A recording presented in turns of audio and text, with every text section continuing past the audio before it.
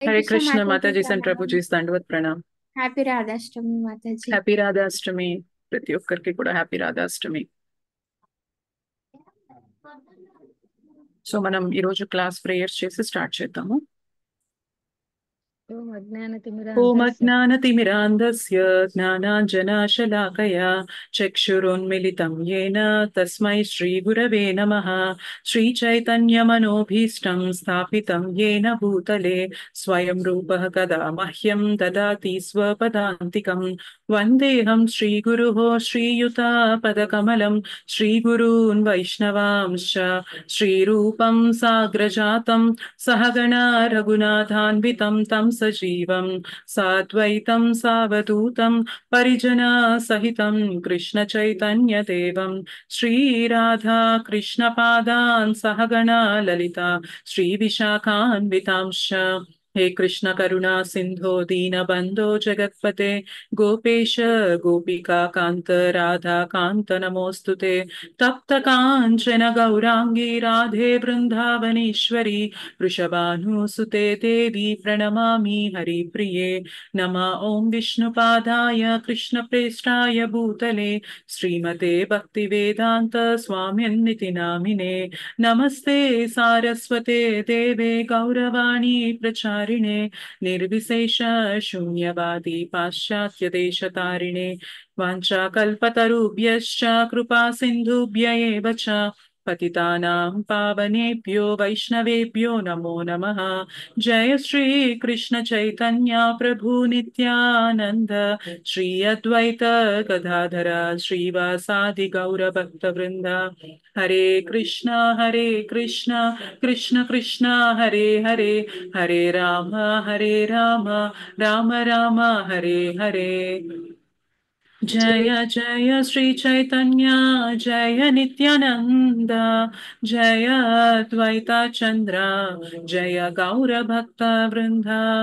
जय जय श्री चैतन्य जय नित्यानंद जय द्वैता चंद्र जय गौर भक्त वृंद. जय जय श्री चैतन्य जय नित्यानंद जय द्वैता चंद्र जय गौर भक्त वृंदा. ओम नमो भगवते वासुदेवाय. ओम नमो भगवते वासुदेवाय. ओम नमो भगवते वासुदेवाय. मुखं करोति वाचालं पंगुं लंघयते गिरिं यत्कृपातमहं वन्दे श्रीगुरुं दीनतारणं परमानन्दमाधवं श्रीचैतन्य ईश्वरम्. श्री श्री राधा मदन मोहन जी की जय. श्री श्री गौर निताई की जय. श्री श्री जगन्नाथ बलदेव सुभद्रा माई की जय. जगत गुरु पतित पावन श्रील प्रभुपाद की जय. श्रीमद् भगवद गीता की जय. निताई गौर प्रेमानंदे. हरि हरि बोल. हरे कृष्णा. दंडवत प्रणाम माता जी संप्रभु जी. సో హ్యాపీ రాధాష్టమి అండి అందరికి. సో రాధారాణి మనందరికీ కూడా తన మర్సీ ఇస్తూ మనల్ని ఇంకా భక్తిలో ముందుకు తీసుకెళ్లాలని మనం ప్రే చేద్దాము. హరే కృష్ణ. జై చంద్రారెడ్డి ప్రభు. అవును మాతాజీ, బెంగళూరు దర్శన్ అనుకుంటా మాతాజీ.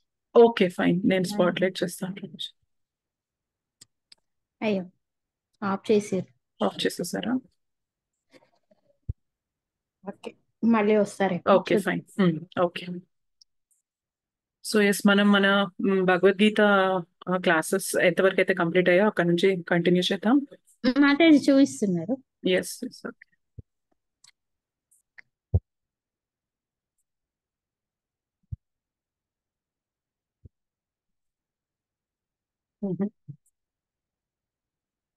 థింక్ సిగ్నల్ సరిగ్గా లేదేమో. యా, మీ కంటిన్యూ అండి మాతాజీ. Yes fine.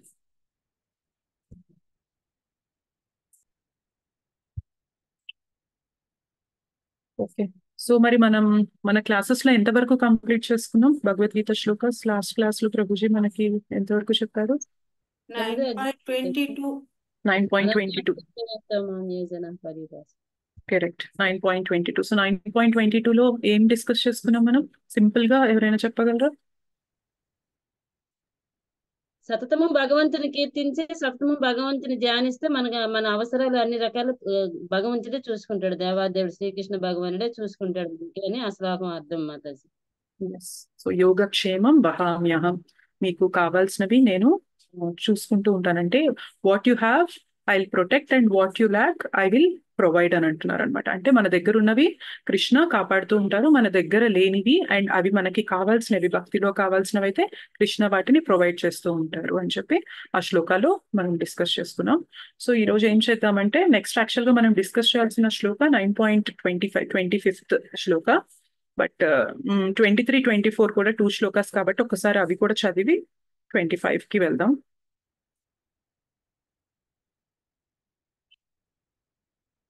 ఓకే, నేను స్క్రీన్ షేర్ చేస్తాను.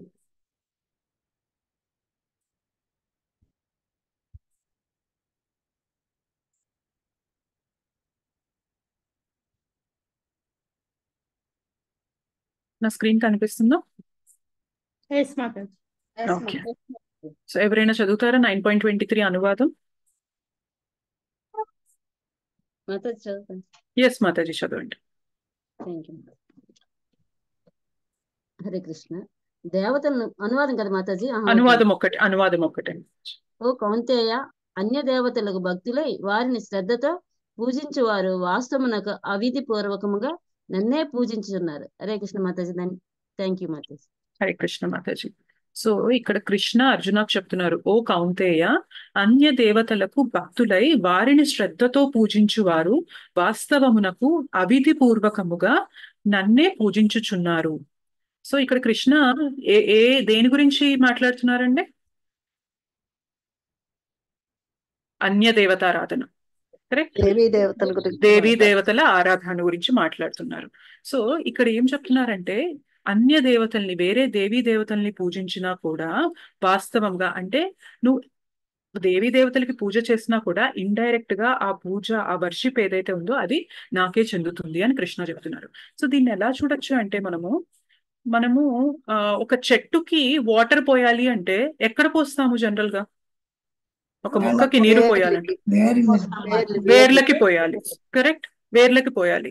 వేర్లకి పోసాము అంటే వేర్ల నుంచి ఆ మొక్కలో ఉన్న అన్ని భాగాలకి కూడా నీరు వెళ్లే ప్రక్రియ అన్నది ఆ చెట్టులో ఉంటుంది. అంతేగాని మనం వేర్లకి లేదంటే కొమ్మలకి, ఆకులకి, పూలకి వాటికి పోస్తూ ఉండం కదా. మనం ఎప్పుడైతే రూట్స్ కి, వేర్లకి పోస్తామో అక్కడి నుంచి మొత్తం నీరంతా ప్లాంట్, ఆ మొక్కకంతా కూడా వెళ్తుంది. అలానే మనకు ఆకలేస్తుంది అనుకోండి, అన్నం దేనికి పెడతాం మనము? మన కడుపుకి, కరెక్ట్? మనం ఎప్పుడైతే మన కడుపు నిండా అన్నం తింటామో మన బాడీ అంతా కూడా నరిష్ అవుతుంది, మన శరీరానికి మొత్తానికి శక్తి వస్తుంది. అదేంటి, నేను కడుపుకే కదా పెట్టాను, శరీరానికి అంతా శక్తి ఎలా వస్తుంది? అదేంటి, నేను మొక్కకి, వేర్లకి కదా నీరు పోసాను, మొక్కకంతా ఎలా వస్తుంది అంటే this is something that we know. ఇది మనకి తెలిసిన ప్రక్రియ. ఎప్పుడైతే కడుపుకి మనం అన్నం పెడతామో లోపల జీర్ణ ప్రక్రియ దాన్ని అరిగించి మొత్తం శరీరానికి శక్తినిస్తుంది. అలానే వేర్లకి నీరు పోస్తే మొత్తం చెట్టుకంతా కూడా, మొక్కకంతా కూడా నీరు చేరుతుంది. సో అలానే మనం కృష్ణకి సేవ చేస్తూ కృష్ణకి భక్తి చేయడం వల్ల ఏమవుతుంది అంటే మిగిలిన దేవీ దేవతలు కూడా అందరూ సాటిస్ఫై అవుతారు. అలా కాకుండా కృష్ణాని పక్కన పెట్టేసి మిగిలిన దేవీ దేవతలందరికీ మనం పూజ చేస్తూ ఆరాధన చేస్తూ ఉంటే అదేమవుతుందంటే ఇండైరెక్ట్ గా ఆ పూజ కూడా కృష్ణాకే చెందుతుంది. కానీ కృష్ణ దాన్ని ఇక్కడ ఎంకరేజ్ చేస్తున్నారా ఈ శ్లోకాలో?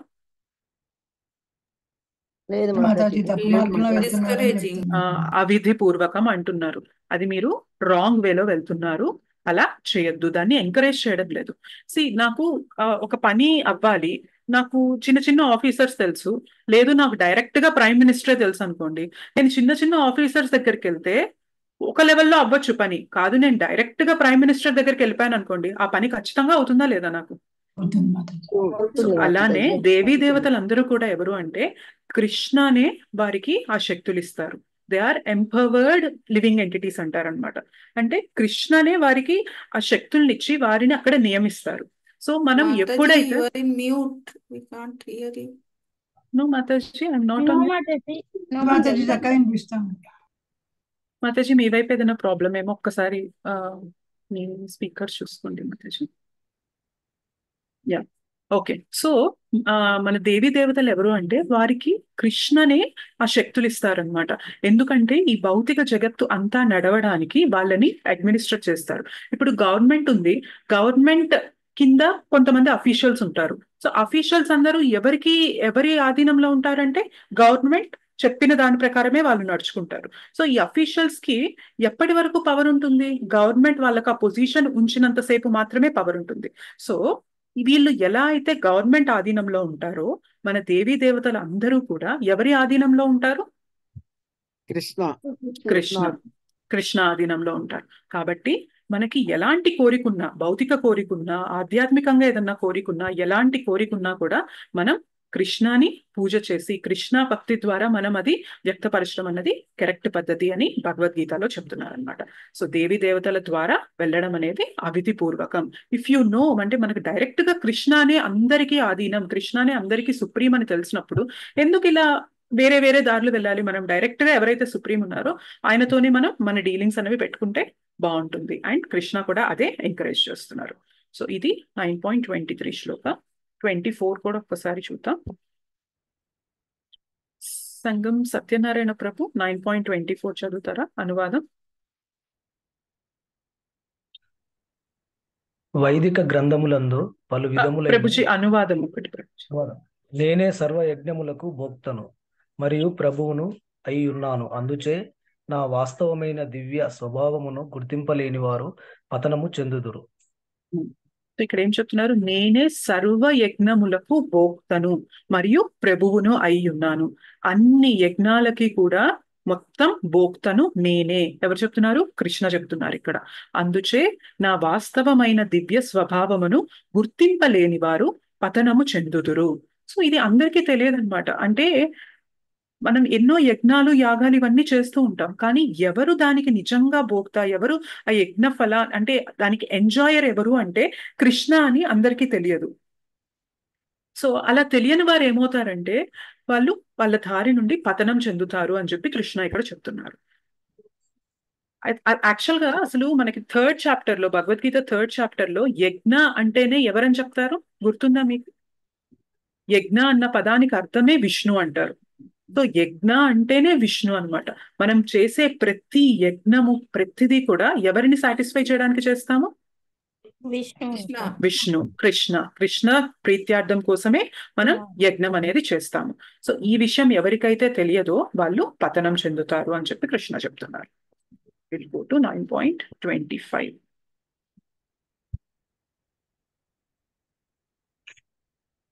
ఓకే, మనం శ్లోక చదివి అనువాదం భాష్యం చదువుదాం. యాంతి దేవవ్రతా దేవాన్ యాంతి దేవవ్రతా దేవాన్ యాంతి దేవవ్రతా దేవాన్ యాంతి దేవవ్రతా దేవాన్ పితృన్ యాంతి పితృవ్రతాః పితృన్ యాంతి పితృవ్రతాః భూతాని యాంతి భూతేజ్య భూతాని యాంతి భూతేజ్య యాంతి మధ్యాజినోపి మాం యాంతి మధ్యాజినోపి మాం. ఒక్కొక్క లైన్ చదువుతాం. యాంతి దేవవ్రతా దేవాన్ పితృన్ యాంతి పితృవ్రతాః యాంతి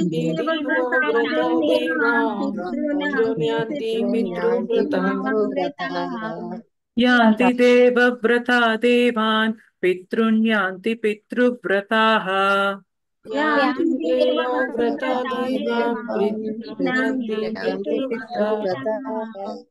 భూతాని యాంతి భూతేజ్య యాంతి మధ్యాజినోపి మాం భూతాని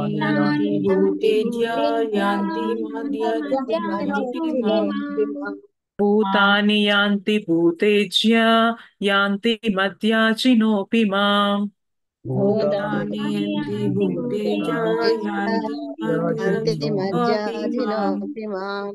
ఫుల్ శ్లోక చదువుతాం.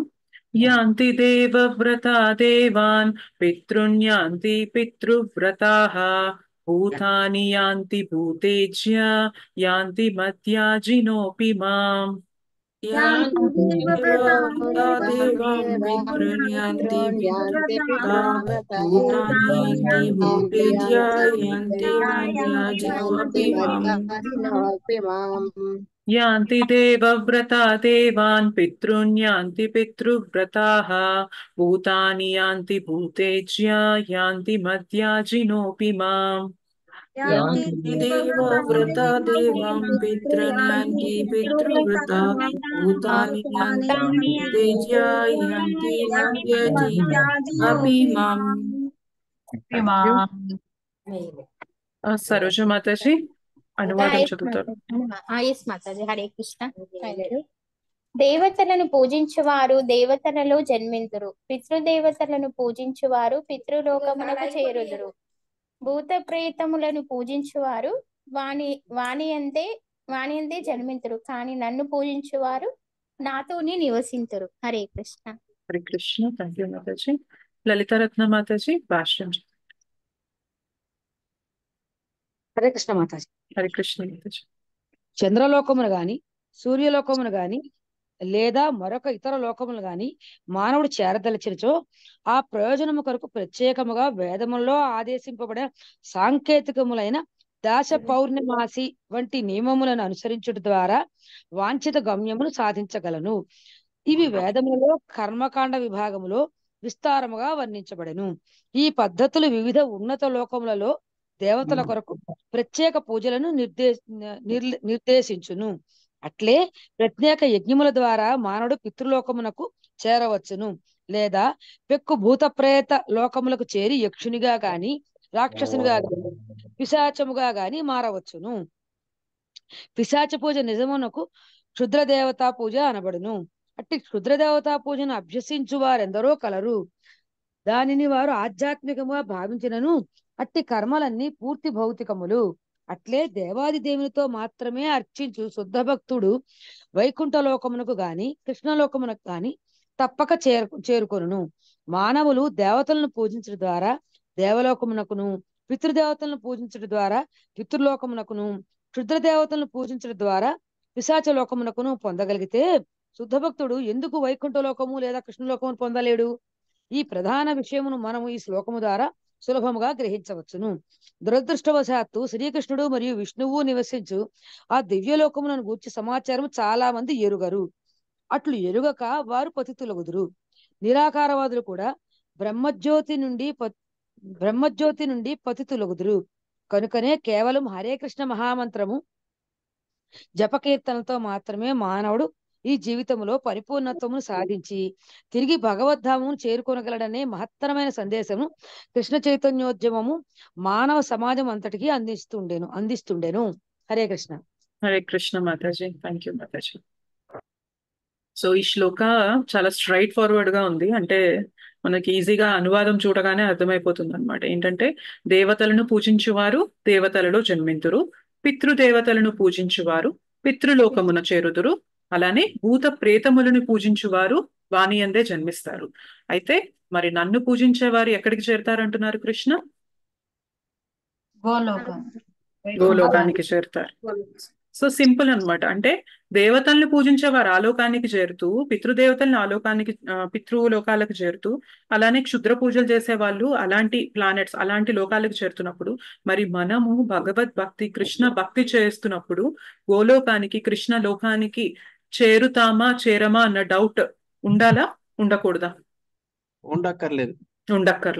ఈ వర్డ్స్ క్లియర్ గా చెప్పేస్తుంది. సో మనం ఎలాంటి ఆరాధన చేస్తామో ఎలాంటి పూజ చేస్తామో అటువంటి లోకాలకి మనం చెందుతాము. మరి మనము మన జీవితంలో మనం కృష్ణ భక్తి, కృష్ణ పూజ, కృష్ణ సేవ, కృష్ణ కథ, కృష్ణ నామం ఇవే తీసుకుంటూ నింపుకుంటున్నాం కాబట్టి మన ప్రయత్నం అనేది కృష్ణ లోకం వైపుకే నడిపిస్తూ ఉంటుంది.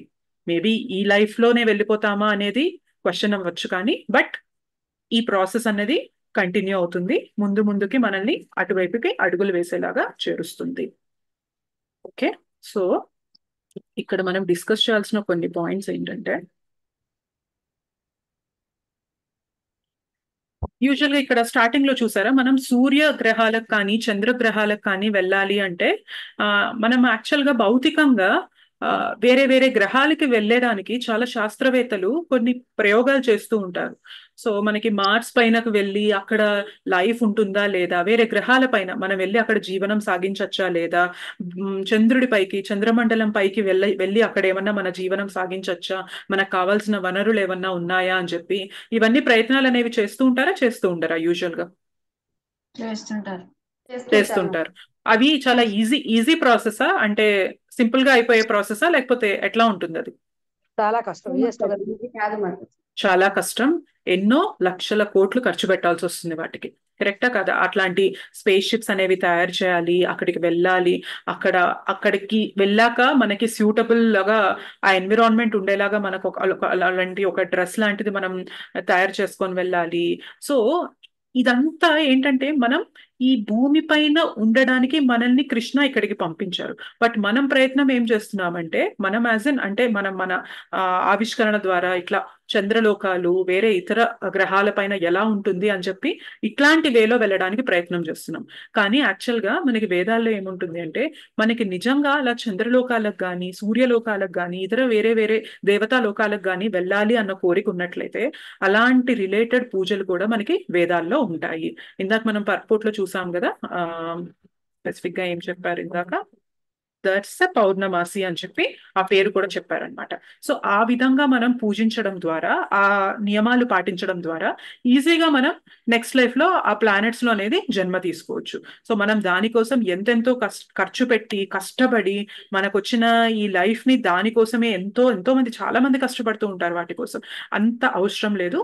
మనం ఇట్లాంటి ప్రాసెస్ ఫాలో అయినా కూడా అట్లాంటి జన్మ అనేది తీసుకోవచ్చు అని చెప్పి చెప్తున్నారు.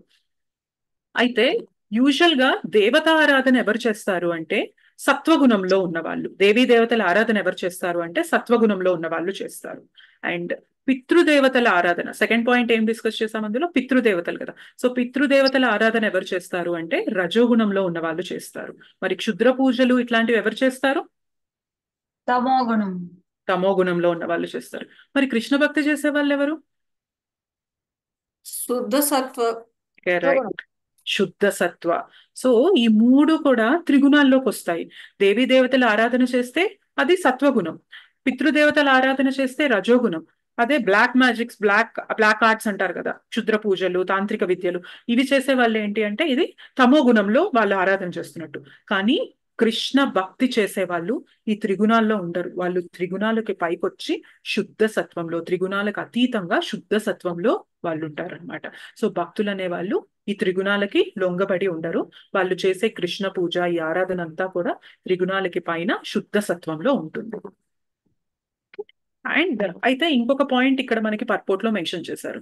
యూజువల్ గా మనకి భక్తిలోకి రాకముందు ఇలా చెప్తారు, అంటే మన పెద్దవాళ్ళని కానీ లేకుంటే సొసైటీలో ఎవరైనా మాటల్లో కానీ ఏం చెప్తారంటే మంచి పనులు చేయండి, మంచి కార్యాలు చేయండి, పుణ్యం వస్తుంది.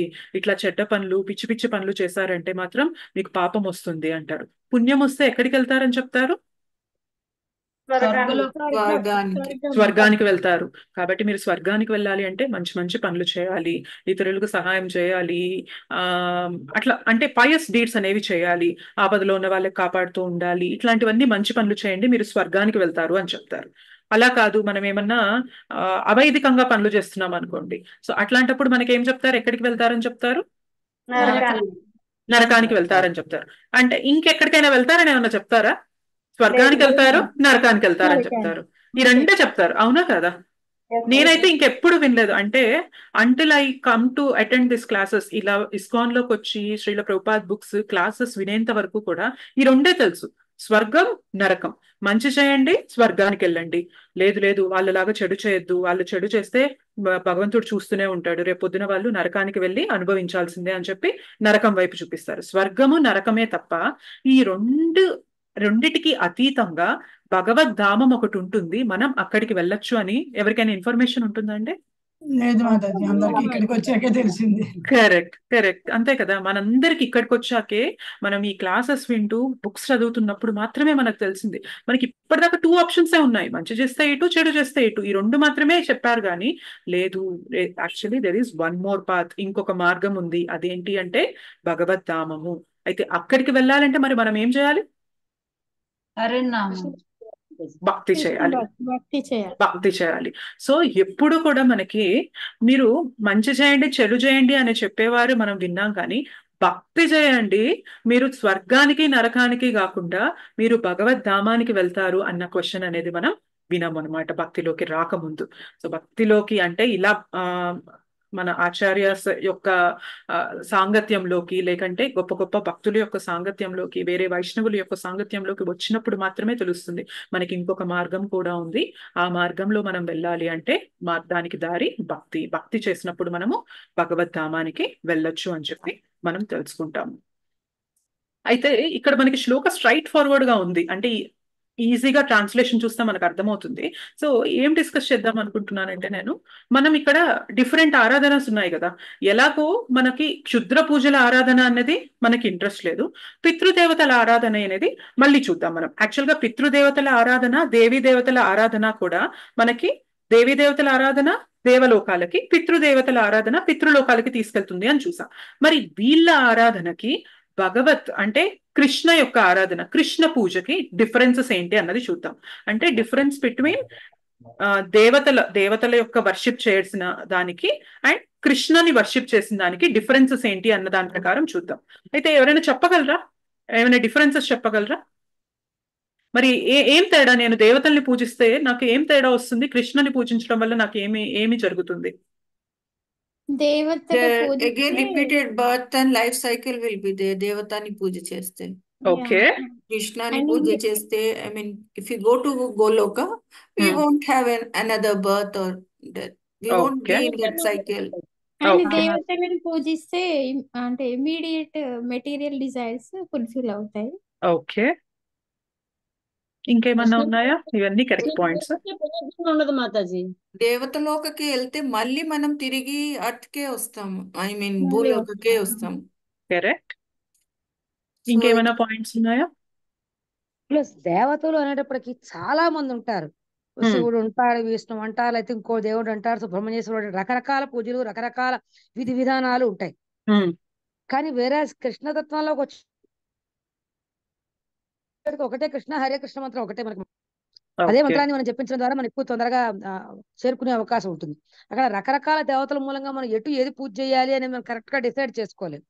Okay, fine. Too many choices there. Okay, fine. So ఇప్పుడు మనం చెప్పిన పాయింట్స్ అనేవి, ఇప్పుడు పంపపాల్ మాతాజీ, సరోజ మాతాజీ అండ్ లలితారత్న మాతాజీ ఏవైతే పాయింట్స్ చెప్పారో వాటి మీదనే ఇంకొంచెం డిస్కస్ చేద్దాం మనం. సో ఫస్ట్ పాయింట్ ఏంటి అంటే, దేవతల ఆరాధన వల్ల మనం ఎక్కడికి వెళ్తాము? ఇందాక అనుకున్నాం కదా, దేవలోకాలకి, స్వర్గలోకానికి. అయితే స్వర్గలోకానికి వెళ్ళిన మనము అక్కడే ఉండిపోవచ్చా? ఎప్పటికీ నేను ఇంక అక్కడే ఉంటాను అంటే పాసిబుల్ అవుతుందా? మన పుణ్యాలన్నీ మళ్ళీ భూలోకానికి రావాల్సిందే. సో ఎప్పుడైతే మనం ఎంతైతే పుణ్యం చేసుకోవడం వల్ల మనం స్వర్గలోకాలకు వెళ్ళామో, ఆ పుణ్యం అనేది అక్కడ మనం భోగాన్ని అనుభవించే కొద్దీ ఆ పుణ్యం అకౌంట్ అనేది తగ్గుతూ ఉంటుంది అనమాట, అది క్షీణిస్తూ ఉంటుంది. మేబీ మనం చేసుకున్న పుణ్యం వల్ల ఒక 10,000 సంవత్సరాలు స్వర్గంలో ఉండాలి అని చెప్పి రాసింది అనుకోండి. సో 10,000 సంవత్సరాలు అయిపోయేసరికి మన అకౌంట్ బ్యాలెన్స్ నిల్లైపోతుంది అనమాట. నిల్లైపోయాక ఇంకెక్కడ మనకి ఎంట్రీ ఉండదు, కిందకి తోసేస్తారు. మళ్ళీ నువ్వు కిందకి వెళ్ళిపోయినా, నువ్వు కిందకి వెళ్ళి మళ్ళీ నువ్వు కావాలంటే ఇంకొంచెం పుణ్యం చేసుకొని మళ్ళీ రావచ్చు, కానీ ఇక్కడైతే ఇంకా నీకు ఎంట్రీ లేదు అని అంటారు. సో వన్స్ మన క్రెడిట్ అన్నది అయిపోయింది అనుకోండి, మన దగ్గర ఉన్న ఆ పుణ్య ఫలం అన్నది తరిగిపోతే గనక మళ్ళీ మనం తిరిగి ఇదే ప్లేస్ కి రావాల్సి ఉంటుంది. మరి కృష్ణలోకానికి వెళ్తే కూడా అలానే జరుగుతుందా? కాదు,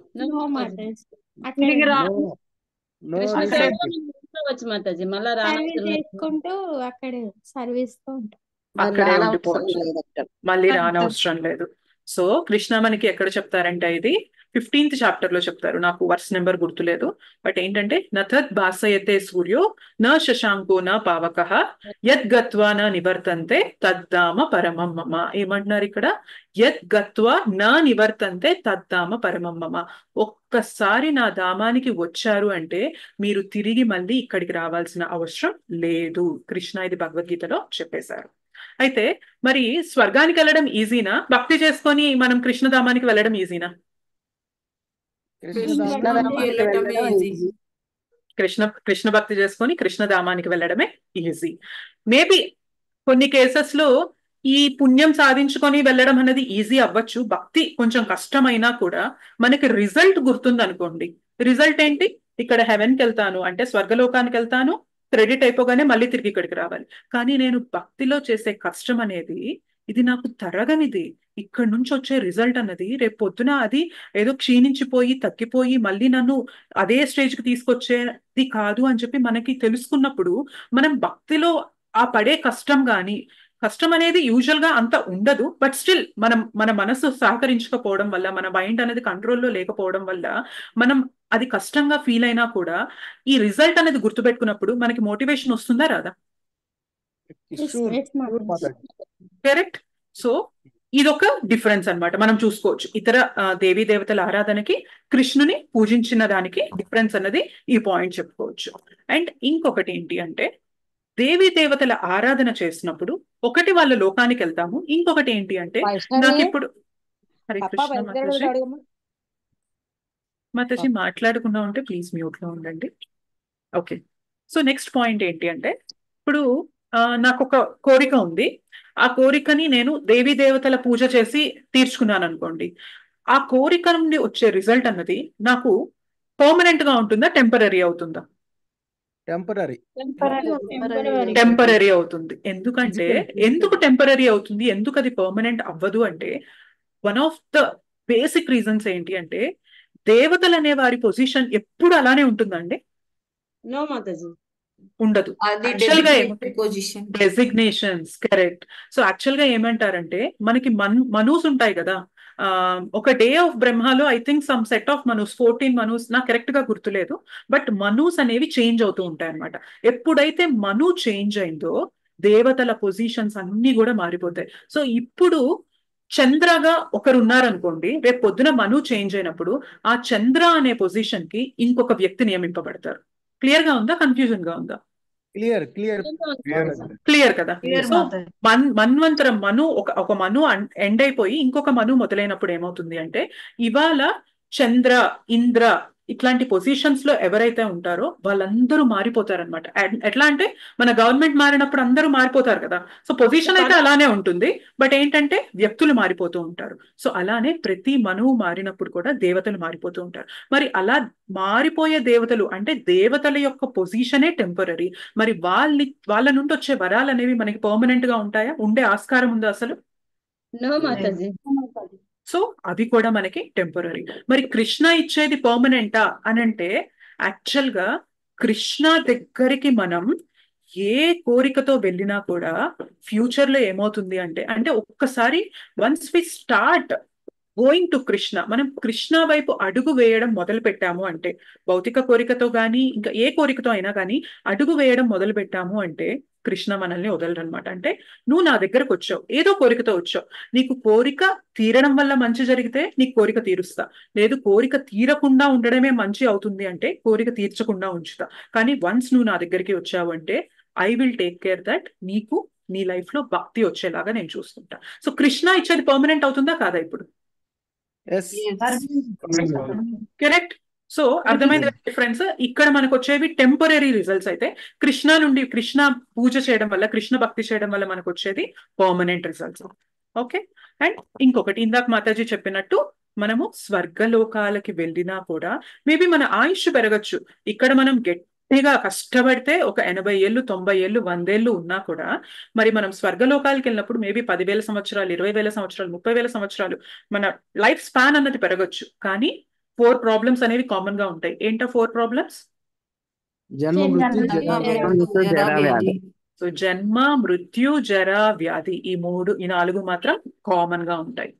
సో మనం స్వర్గలోకాలకు వెళ్ళినా కూడా మన లైఫ్ స్పాన్ పెరగచ్చు, మన భోగాలు అనుభవించేది పెరగచ్చు, మనం ఎంజాయ్ చేసే ప్రొపెన్సిటీ పెరగచ్చు, మనం ఎన్నో విలాసాలు అనుభవించవచ్చు. కానీ ఫైనల్ గా అది టెంపరరీ అండ్ మనం ఈ జనన మరణ చక్రాల్లో అనేది చిక్కుకునే ఉంటాం అక్కడ. మరి కృష్ణధామానికి వెళ్ళినప్పుడు జన్మ మృత్యు జరా వ్యాధి ఉంటాయా? ఎందుకు ఉండవు అక్కడ? So మన body spiritual body Vaikuntha means where there is no kuntas. అంటే యాక్చువల్ గా మనం ఈ భౌతిక ప్రపంచంలో ఎక్కడికి వెళ్ళినా జన్మ మృత్యు జరా వ్యాధి ఉంటుంది. భగవద్ధామానికి వెళ్ళినప్పుడు జన్మ మృత్యు జరా వ్యాధి ఎందుకు ఉండదు అంటే ఒక బేసిక్ రీజన్ ఏం చెప్పొచ్చు అంటే జన్మ మృత్యు జరా వ్యాధి దేనికి ఉంటుంది? Material bodies. బాడీస్ కి ఉంటుంది, కరెక్ట్. మన శరీరాలకు ఉంటుంది. మనం శరీరం జన్మ తీసుకుంటుంది కాబట్టి మనం జన్మ అంటున్నాం. కానీ యాక్చువల్ గా సోల్ జన్మ తీసుకుంటుందా? ఒక ఆత్మ అనేది జన్మ తీసుకుంటుందా? ఆత్మ అనేవి ఇటర్నల్, అవి సనాతనంగా ఉంటాయి. అవి జన్మ తీసుకోవడం అనేది అవ్వదు. జన్మ తీసుకొనిది మరణం అనేది జరుగుతుందా? జన్మ లేని దానికి జరగదు. సో మనం మాట్లాడే జన్మ మృత్యు జరా వ్యాధి అనేవి దేనికి సంబంధించినవి అంటే ఈ భౌతిక శరీరానికి సంబంధించినవి, ఈ మెటీరియల్ బాడీకి సంబంధించినవి. సో మనం ఈ భూలోకంలో ఉన్నా కానీ లేదా దేవతా లోకాలకు వెళ్ళినా కానీ మన బాడీ అనేది మటీరియల్ గానే ఉంటుంది అనమాట. మేబీ ఇక్కడ మన బాడీ ఒకలా ఉంటుంది, స్వర్గలోకాలకు వెళ్ళినప్పుడు మనకి భోగ శరీరం వస్తుంది. బట్ ఎలాంటి శరీరం వచ్చినా కూడా ఇది ఇంకా మటీరియల్, భౌతికమైన శరీరమే అనమాట. సో భౌతికమైన శరీరం కాబట్టి మనకి జన్మ మృత్యు జరా వ్యాధి అనేవి ఇక్కడ ఉంటాయి. మరి భగవద్ధామానికి వెళ్ళినప్పుడు మనకి ఎలాంటి బాడీ వస్తుంది? Spiritual body.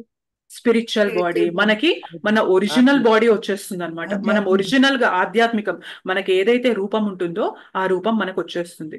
సో అది ఎలా ఉంటుంది అంటే ఆ బాడీ అనేది కృష్ణ బాడీ ఎలా అయితే ఉంటుందో మనది కూడా అలానే ఉంటుంది. ఎలా ఉంటుంది Krishna body? Sachchidananda. Correct. Krishna body మనం ఏమంటాం? సచ్చిదానంద విగ్రహ అంటాం. సో మనం కూడా గోలోక ధామానికి వైకుంఠానికి వెళ్ళినప్పుడు మనకి ఏ బాడీ వస్తుంది అంటే మనకు ఆ సచ్చిదానంద రూపం అనేది మనం తిరిగి పొందుతాం అనమాట. సో అందువల్ల మనం భగవద్ధామానికి వెళ్ళినా కూడా మనకి జన్మ మృత్యు జరా వ్యాధి అనేది అక్కడ ఉండదు. మెయిన్ రీజన్ ఏంటి అంటే we get our own spiritual identity. మన ఐడెంటిటీ మనకు వచ్చేస్తుంది. మన సచ్చిదానంద ఆ బాడీ ఏదైతే ఉంటుందో అది మనకి వచ్చేస్తుంది. కాబట్టి ఈ 4 ప్రాబ్లమ్స్ అనేవి మనకి భగవద్ధామంలో ఉండవు. అదే స్వర్గలోకాల్లో కానీ ఇక్కడ కానీ ఎక్కడ చూసుకున్నా కానీ ఈ 4 ప్రాబ్లమ్స్ అనేవి మనకి కామన్ గా ఉంటాయి. అయితే ఇంకొక పాయింట్, ఇప్పుడు నేను దేవతల నుంచి నాకు ఒక కోరిక తీరాలనుకోండి. సో వేదాల ప్రకారం నాకు ఫర్ ఎగ్జాంపుల్ నాకు మంచి జాబ్ రావాలి, లేదంటే నాకు బాగా చదువు రావాలి అని కోరుకున్నాను. సో ఆ చదువు రావాలి, మంచిగా నేను చదువులో ఎక్సెల్ అవ్వాలి అనుకున్నప్పుడు దాని రిలేటెడ్ గా కొన్ని పూజలు, కొన్ని నియమాలు, కొన్ని యజ్ఞాలు ఏవో ఉంటాయి వేదాల్లో. సో అవి ఫాలో అయినప్పుడు నాకు ఆ రిజల్ట్స్ అనేవి గ్రాంట్ చేస్తారు. అంటే దాని అర్థం ఏంటి? నేను చేసిన కర్మకి అనుగుణంగా దేవతలు నాకు రిజల్ట్ ఇస్తారు. అవునా కాదా? నేనేం కర్మ చేయకుండా దేవతలు నాకు రిజల్ట్ ఇచ్చేస్తారా? పాసిబిలిటీ ఉంటుందా? అసలు ఉండదు. సో నేను ఏదైతే కావాలని నేను నా కోరిక అనుసరించి నాకు ఏది కావాలనుకుంటున్నానో దాని ప్రకారంగా నేను ఆ కర్మని చేసినప్పుడు మాత్రమే దేవతలు నాకు ఆ రిజల్ట్ అనేది ఇస్తారు. అయితే ఇక్కడ ఏం చెప్తారు అంటే లెట్స్ సే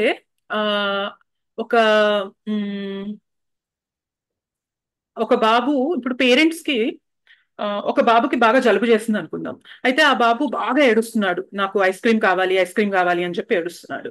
సో పేరెంట్స్ అనేవారు ఆ బాబుకి ఏడుస్తున్నాడులే పాపం అని చెప్పి ఐస్ క్రీమ్ కొనిస్తారా? లేదంటే అరిచి ఇప్పుడు ఐస్ క్రీమ్ తింటావా, నీకు ఒక పక్క జలుబు చేసింది, జలుబు తగ్గాక ఇస్తాను, ఇప్పుడు నీకు ఎలాంటి పరిస్థితుల్లో ఇచ్చేది లేదంటారా? ఏమంటారు పేరెంట్స్ అనేవారు? మేరా నువ్వు ఏడిస్తే ఏడు, ఏమైనా చెయ్యి, నీకు మాత్రం ఐస్ క్రీమ్ కొనివ్వను అని అంటారు. ఎందుకు కొనివ్వడం లేదు అక్కడ బాబుకి ఐస్ క్రీమ్? ప్రేమ లేకనా?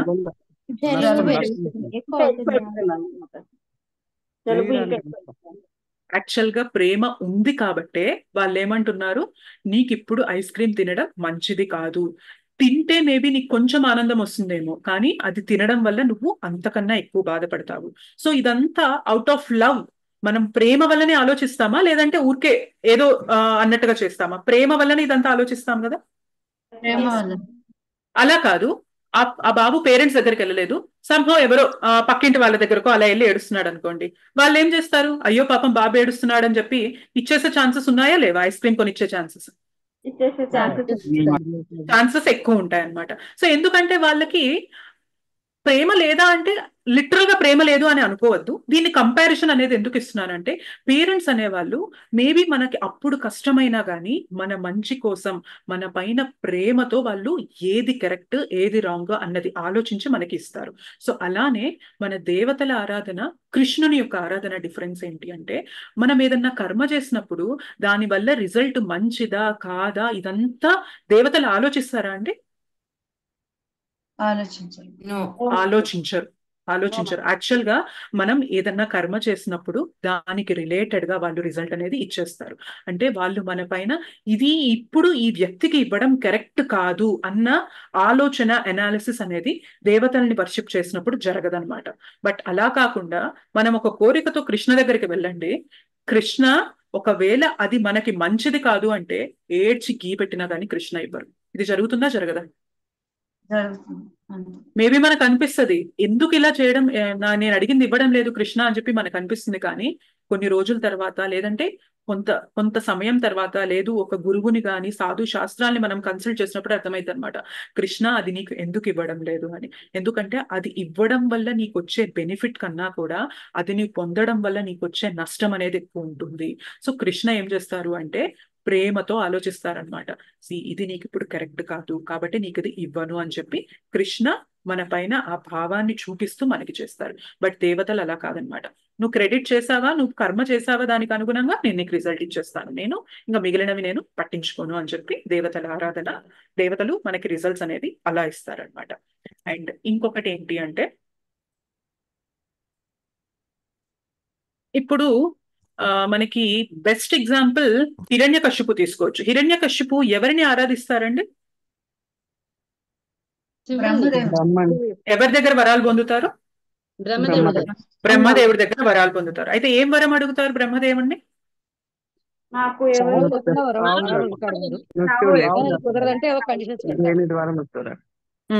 సో నాకు మృత్యు అనేది ఉండకూడదు అని అంటారు. అయితే బ్రహ్మదేవుడు ఏం చెప్తారు దానికి? నాకే ఆ ఆప్షన్ లేదు, నేను కూడా ఏదో రోజు వెళ్ళిపోవాల్సిందే, నీకు నేను అలాంటిది ఎలా గ్రాంట్ చేయగలను అని అంటారు. సో అప్పుడు హిరణ్యకశిపు ఏం చేస్తాడు? ఆప్షన్స్ ఎంచుకుంటాడు.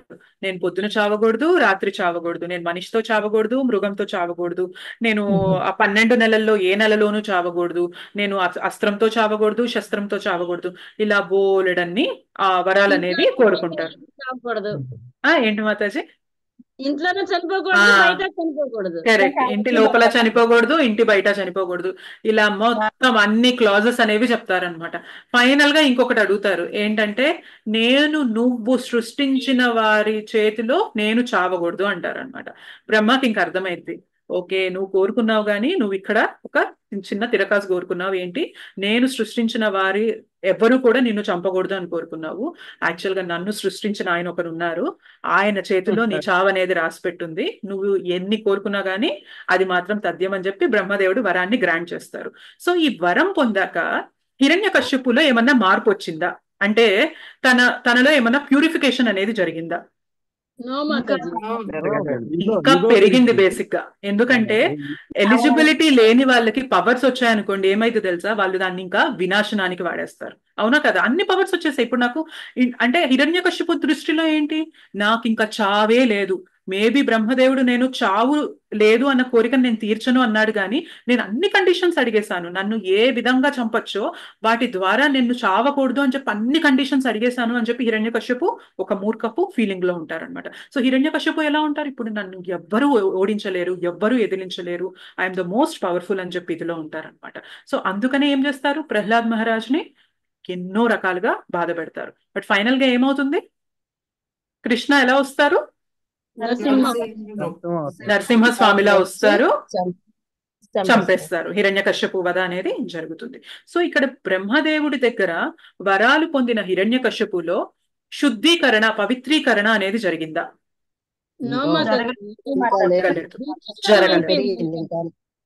జరగలేదు. ఇప్పుడు మనం ఈ యాంగిల్ చూద్దాం. అంటే దేవతల ఆరాధన చేయడంలో ఒక ఎగ్జాంపుల్ చూసాము. ఇప్పుడు కృష్ణుని ఆరాధించిన వాళ్ళ గురించి ఒక ఎగ్జాంపుల్ చూద్దాం. ఏ ఎగ్జాంపుల్ ఐడియా వస్తుందా మీకు? ధ్రువ మహారాజ్. ఎస్, ధ్రువ మహారాజ్. సో ధ్రువ మహారాజ్ ఏమైంది, ధ్రువ మహారాజ్ ఏమన్నా నాకు కృష్ణ భక్తి కావాలి అని చెప్పి ఇనీషియల్ గా కృష్ణని కావాలి అని చెప్పి కృష్ణుని ఆరాధించడం మొదలు పెట్టాడా? లేదు. Material gain, first material gain అడిగారు. కరెక్ట్. సో హిరణ్యకశ్యపు లాగే ధ్రువ మహారాజ్ కూడా భౌతిక స్తరంలోనే కోరికతోనే వచ్చారు. బట్ డిఫరెన్స్ ఏంటి అంటే హిరణ్యకశ్యపు హరి పైన అంటే లార్డ్ విష్ణు పైన కోపంతో బ్రహ్మదేవుణ్ణి ఆరాధించడం చేశారు. బట్ ధ్రువ మహారాజ్ ఏం చేశారు, వాళ్ళ మదర్ చెప్తారు అందరూ కూడా ఫారెస్ట్ కి వెళ్ళిపోతారు, అక్కడ విష్ణుమూర్తిని ఆరాధిస్తారు అని చెప్పి చెప్తారు. సో అక్కడికి వెళ్ళగానే నారదముని వచ్చినప్పుడు నారదమునిని కన్సల్ట్ అవుతారు. నేను ఎలా భగవంతుణ్ణి చూడగలను అని చెప్పి చెప్పినప్పుడు నారదముని ఆయన కొన్ని టెస్ట్ లాగా పెడతారనమాట. ఎందుకు నువ్వు ఇలా ఇక్కడికి వచ్చావు, నువ్వు వెళ్ళిపో, మీ అమ్మ నాన్న ఎదురు చూస్తున్నారంటే ఒకటే చెప్తారు, నాకు ఇదంతా కాదు, నాకు పెద్ద రాజ్యం కావాలి, మా నాన్న కన్నా మా తాత కన్నా పెద్ద రాజ్యం కావాలి, నాకు ఇప్పుడు భగవద్ దర్శనం కలగాలి, అప్పుడు మాత్రమే నాకు పెద్ద రాజ్యం వస్తుంది, నేను ఆ కోరిక తీర్చుకొని నేను వెనక్కి వెళ్తాను అంటారు. సో ఇంకా ఈ ధ్రువ మహారాజ్ చిన్న బాబు అయినా కానీ ఈయన వదిలేట్లేదని చెప్పి నారదముని ఇంకా ప్రొసీజర్ అనేది చెప్తారు. ఇలా నువ్వు కూర్చొని ఇట్లా తిండి అంటే ఫుడ్ పైన, వాటర్ పైన, ఎయిర్ పైన రెస్ట్రిక్షన్స్, తన తీసుకునే తిండి పైన, తాగే నీటి పైన, గాలి తీసుకునే శ్వాస పైన కూడా ఒక్కొక్క నెల ఒక్కొక్కటి వదిలేస్తూ అలా రెస్ట్రిక్షన్స్ అనేవి కొన్ని చెప్పాక ఫైనల్ గా ఓం నమో భగవతే వాసుదేవాయ, సో ఈ నామాన్ని జపిస్తూ ఉండు అని చెప్పి చెప్తారు. సో అలా జపించడం వల్ల కృష్ణ తన దగ్గరకు వస్తారా రాదా, కృష్ణ దర్శనం అవుతుందా అవ్వదా? ధ్రువ మహారాజ్కి అవుతుంది. అయినప్పుడు ఏం జరుగుతుంది, ఏమంటాడు ధ్రువ మహారాజ్? కానీ నీకేం కావాలని మర్చిపోతాడు మాతాజీ, డైమండ్ వదిలిపెట్టి ముక్తి ఇంకా కావాలి గాజు పెంకల కోసం అట్లా వరం అడిగి చెప్తారు. కరెక్ట్. సో ఏమంటాడు ధ్రువ మహారాజ్, ఎప్పుడైతే కళ్ళ ముందు కృష్ణ కనిపిస్తారో, నారాయణుడు కనిపిస్తారో ఒక్కటే అంటారు, దండవత్ చేసేసి ఒకటి అడుగుతారు అనమాట, అసలు నేను ఇంత కష్టం ఎందుకు పడుతున్నానంటే కేవలం గాజు పెంకులు ఏరుకోవడానికి కష్టపడుతున్నానా, కళ్ళ ముందు నిలువెత్తు వజ్రాన్ని పెట్టుకొని గాజు పెంకులు ఏరుకుంటున్నాను, నా లైఫ్ ఇలా ఉంది అని చెప్పి అంటారు అనమాట. సో ఏమైపోయింది, రాజ్యం కావాలి అనే కోరిక, ఇంకా కోరిక అలానే మిగిలిందా తన మనసులో? పోయింది. సో ఏం జరిగింది ఈ టైం గ్యాప్ లో, ఏం జరిగింది మరి ధ్రువ మహారాజ్ కి? శుద్ధీకరణ సెల్ఫ్ జరిగింది. రియలైజేషన్. శుద్ధీకరణ, ప్యూరిఫికేషన్ అనేది జరిగింది. సో మనం ఎప్పుడైతే కృష్ణని ఆరాధిస్తామో, కృష్ణ పూజ చేస్తామో, కృష్ణ భక్తి చేస్తామో, ఏమైందంటే తెలియకుండానే మన లోపల ఉన్న అనర్థాలు ఎన్నో కూడా శుద్ధీకరణ అనేది జరిగిపోతూ ఉంటాయి. అది మిగిలిన దేవత ఆరాధనలో జరగదు. కృష్ణ భక్తి చేసినప్పుడు మాత్రమే మనలో ఆ ట్రాన్స్ఫర్మేషన్ అనేది వస్తుంది, మనలో ఉన్న అనర్థాలన్నీ కూడా క్లీన్ అయిపోతాయి. సో ఫైనల్ గా ఆయన నీకు నేను ధ్రువలోకాన్ని ఇస్తానన్నా కూడా ఇంకా ధ్రువాకి ఇంకా అది చాలా కష్టంగా ఉంటుందన్నమాట, నేను ఇట్లా ఎలా వరం తీసుకోను అని చెప్పి. ఈవెన్ ప్రహ్లాద్ మహారాజ్ కూడా నరసింహస్వామి వచ్చినప్పుడు ఏం వరం అడుగుతారంటే మీకు ఐడియా ఉందా? ఉంది. ఎప్పుడు పదాలనే గుర్తుపెట్టుకొని ఇవ్వమని అడుగుతాడు. శ్రద్ధ ఉండాలి. నాకే కోరిక ఉండకుండా ఉండడం అనే కోరికని అడుగుతారు. కరెక్ట్. ఏమడుగుతారంటే నాకు ఎలాంటిది కావాలి అంటే, నాకు ఫలాంది కావాలి అని చెప్పి మీ దగ్గరికి వచ్చి అడగకుండా ఉండే కోరిక కావాలి. అర్థమవుతుంది కదా, మేబీ నెగేషన్ లాగా ఉందేమో. అంటే నాకు ఇంక ఏది కావాలి అన్న కోరిక అనేది లేకుండా నాకు వరాన్ని ఇవ్వండి అని చెప్పి అడుగుతారనమాట. అంటే ఎంత ప్యూరిఫై అయిపోతున్నారు చూసారా. మనం ఎప్పుడైతే కృష్ణ భక్తి చేస్తామో, కృష్ణుని ఆరాధిస్తామో, మనలో ఉండే అనర్థాలు అనేవి మొత్తం పుట్టుకుపోతాయి. అండ్ ఫైనల్ గా ధ్రువకి ఏమవుతుంది, ధ్రువకి కృష్ణ భక్తి కలుగుతుంది, కృష్ణ దర్శనం జరిగింది, ఫైనల్ గా తను అనుకున్న కోరిక కూడా తీరిందా లేదా? యాక్చువల్ గా తను ఏం కోరుకున్నారు, భౌతికమైన ఒక రాజ్యాన్ని కోరుకున్నారు. మా నాన్న కన్నా మా తాత కన్నా ఇంకా గొప్ప రాజ్యం, పెద్ద రాజ్యం కావాలి అని కోరుకున్నారు. కానీ కృష్ణ తనకేమిచ్చారు, ఒక నక్షత్ర మండలాన్నే ఇచ్చేస్తారు. ధ్రువతార అని చెప్పి తన పేరుతో ఒక నక్షత్ర మండలాన్నే తనకిచ్చేస్తారనమాట. రైట్. సో ఇదే డిఫరెన్స్, మనం దేవతల్ని ఆరాధించినప్పుడు, కృష్ణని ఆరాధించినప్పుడు వచ్చే డిఫరెన్స్ అన్నమాట. మొత్తం పవిత్రీకరణ, శుద్ధీకరణ అనేది జరుగుతుంది మనకి. యాక్చువల్ గా ఇలా అంతా చేయడం వల్ల మనం అంటే ఈ డిఫరెన్సెస్ అనేవి మాట్లాడుకుంటున్నాం, కానీ వెన్ వీఆర్ ప్రాక్టీసింగ్ డివోషన్, మనం కృష్ణ భక్తి చేస్తున్నప్పుడు మనం వేరే దేవీ దేవతల్ని ఎప్పుడైనా తక్కువగా మాట్లాడొచ్చు? అసలు మాట్లాడకూడదు. కృష్ణ కరెక్ట్, మనం వాళ్ళకి రెస్పెక్ట్ ఇవ్వాలి. Because they are empowered by Krishna. కృష్ణనే వాళ్ళని ఆ పొజిషన్ లో పెట్టారు. సో మనం వాళ్ళ పూజ అయితే చేయక్కర్లేదు, బికాస్ మనం వీళ్ళకన్నా పై లెవెల్లో ఉన్న కృష్ణ పూజ డైరెక్ట్ గా చేస్తున్నాం. మనం వీళ్ళకి పూజ చేయాల్సిన అవసరం లేదు. కానీ వీళ్ళని ఎప్పుడూ కూడా తక్కువ చేసి, చులకన చేసి, అవమానిస్తూ మాట్లాడకూడదు. అలా మాట్లాడడం వల్ల కృష్ణ ఎప్పుడూ ప్రీతి చెందరు. సో మనం ఎప్పుడు కూడా దేవీ దేవతలకి నమస్కరిస్తూ, అంటే మనం వీళ్ళ దగ్గరికి వెళ్ళి నమస్కరించినా కూడా ఒకటే అడగాలి, మీరు ఎలా అయితే భగవత్ సేవ చేస్తున్నారో నేను కూడా కృష్ణ సేవ చేసేలాగా నాకు హెల్ప్ చేయండి, గైడ్ చేయండి అని చెప్పి మనం ఆ రెస్పెక్ట్ఫుల్ ఫీలింగ్ అనేది ఉండాలి. కానీ మన ఆరాధన ఎప్పుడూ కూడా కృష్ణ పైనే ఉండాలి. వైష్ణవ అపరాధం అవుతుంది. కరెక్ట్. మనం ఎప్పుడైతే దేవీ దేవతలను గురించి తప్పుగా నెగటివ్ గా మాట్లాడతామో మనం వైష్ణవ అపరాధం చేసుకున్న వాళ్ళం అవుతాం అనమాట. భగవంతుడు ఒకటే అనమాట, ఏంటంటే తన పైన ఏదన్నా తప్పుగా మాట్లాడినా తప్పుగా చేసినా సహిస్తాడేమో గాని తన భక్తుల పైన, తన డివోటీస్ పైన కొంచెం తప్పుగా బిహేవ్ చేసినా గానీ భగవంతుడు అస్సలు సహించరు. అర్జున, భగవద్గీతలో అర్జున అంటారు, ఫోన్లే వదిలేద్దాంలే కృష్ణ వాళ్ళని, ఇంకా ఎందుకు వాళ్ళతో యుద్ధం చేసి ఇదంతా అని చెప్పినా కూడా కృష్ణ వినరనమాట. ఒక రీజన్ ఏం చెప్తారు అంటే, నాతో పెట్టుకున్నా కానీ నేను వదిలేస్తానేమో కానీ మిమ్మల్ని ఇబ్బంది పెట్టారు, మీరు ఎంతో మంచి భక్తులు, మీరు నా పైన డిపెండ్ అయి ఉన్నారు, సో మీ అందరినీ ఇబ్బంది పెట్టారు వాళ్ళు, మీరు వదలచ్చేమో కానీ నేను మాత్రం వాళ్ళని వదలను అని అంటారనమాట కృష్ణ. సో వైష్ణవ అపరాధం అనేది వెరీ వెరీ డేంజరస్ ఇన్ భక్తి. మనం ఎప్పుడు కూడా తెలిసి గాని తెలియక గాని ఎప్పుడు వైష్ణవ అపరాధం అనేది చేయకూడదు. అండ్ ఇంకొక పాయింట్ ఏం చెప్తారంటే, యాక్చువల్ గా ముందు శ్లోకాలు చెప్తారు ఏంటి అంటే, లెస్ ఇంటెలిజెంట్ పీపుల్ ఎవరైతే ఉన్నారో వాళ్ళు మాత్రమే దేవీ దేవతల ఆరాధన చేస్తారు అని అంటారు. అయితే మేబీ ఇది కొంచెం నెగటివ్ సెన్స్ లో అనిపించవచ్చు కానీ ఇక్కడ ఫూలిష్ పీపుల్ అని చెప్పలేదు కృష్ణ. ఏమంటున్నారు? లెస్ ఇంటెలిజెంట్ అంటే అర్థం ఏంటి?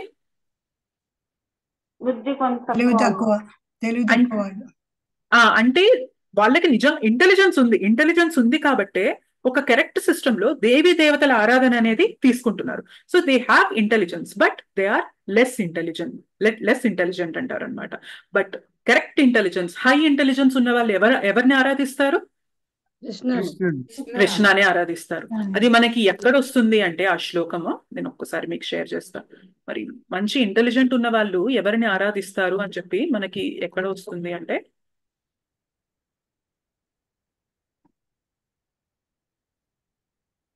కనిపిస్తుందా? ఇది శ్రీమద్ భాగవతం 11.5.32. సో ఇక్కడ ఏం చెప్తున్నారు? కృష్ణవర్ణం త్విషా కృష్ణం సాంగోపాంగాస్త్ర పార్షదం యజ్ఞై సంకీర్తన ప్రాయర్ యజంతి సుమేధసః. సో ఏం చెప్తున్నారు ఇక్కడ? సుమేధసః, ఇంటెలిజెంట్ పర్సన్స్, బాగా తెలివి కలిగిన వారు ఏం చేస్తారు?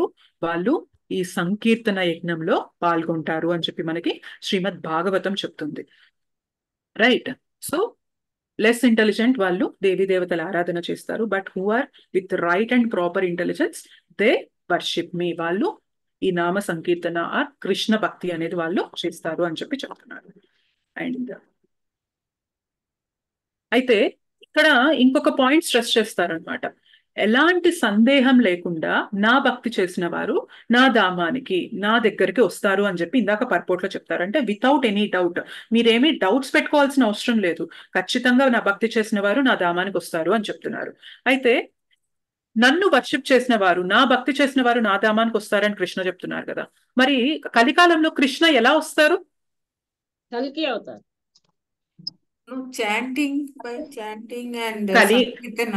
కలికాలే నామరూపే కృష్ణ అవతార్. సో కలికాలంలో ఏ రూపంలో వస్తారంటే కృష్ణ నామ రూపంలో వస్తారనమాట. సో కలికాలే నామరూపే కృష్ణ అవతార్. కృష్ణ అవతారం కలికాలంలో ఎలా ఉంటుంది అంటే నామరూపంలో ఉంటుంది.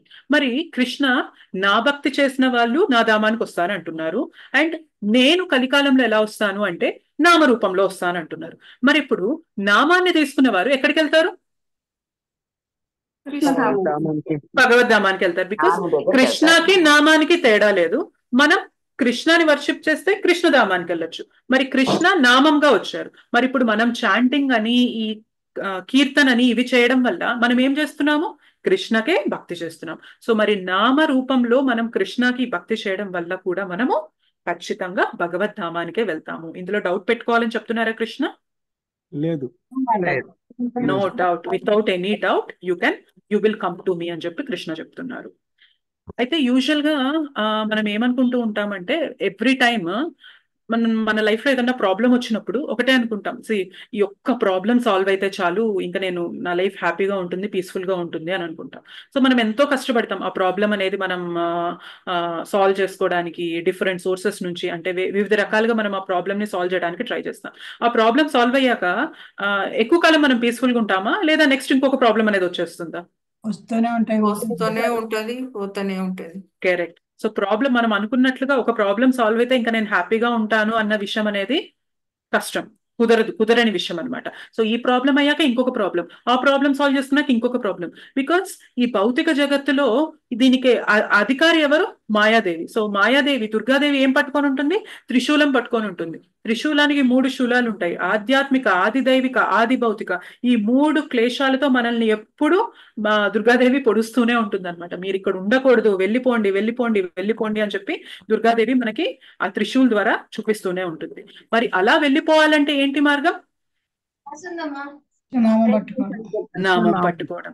సో అన్ని మిజరీస్ కి మనం అనుకుంటున్నాం ఈ ప్రాబ్లం కి సొల్యూషన్ తీసుకొస్తే ఇంకా నేను హ్యాపీగా ఉండొచ్చు అని. కానీ ఈ భౌతిక ప్రపంచంలో ఉన్నంత కాలం ప్రాబ్లమ్స్ అనేవి ఒకదాని తర్వాత వస్తూనే ఉంటాయి. సో ఒక్కటే థింగ్ ఏంటి, ఈ ప్రాబ్లం నుంచి నేను బయటపడాలి అంటే మనం తిరిగి భగవద్ధామానికి వెళ్ళిపోవాలి.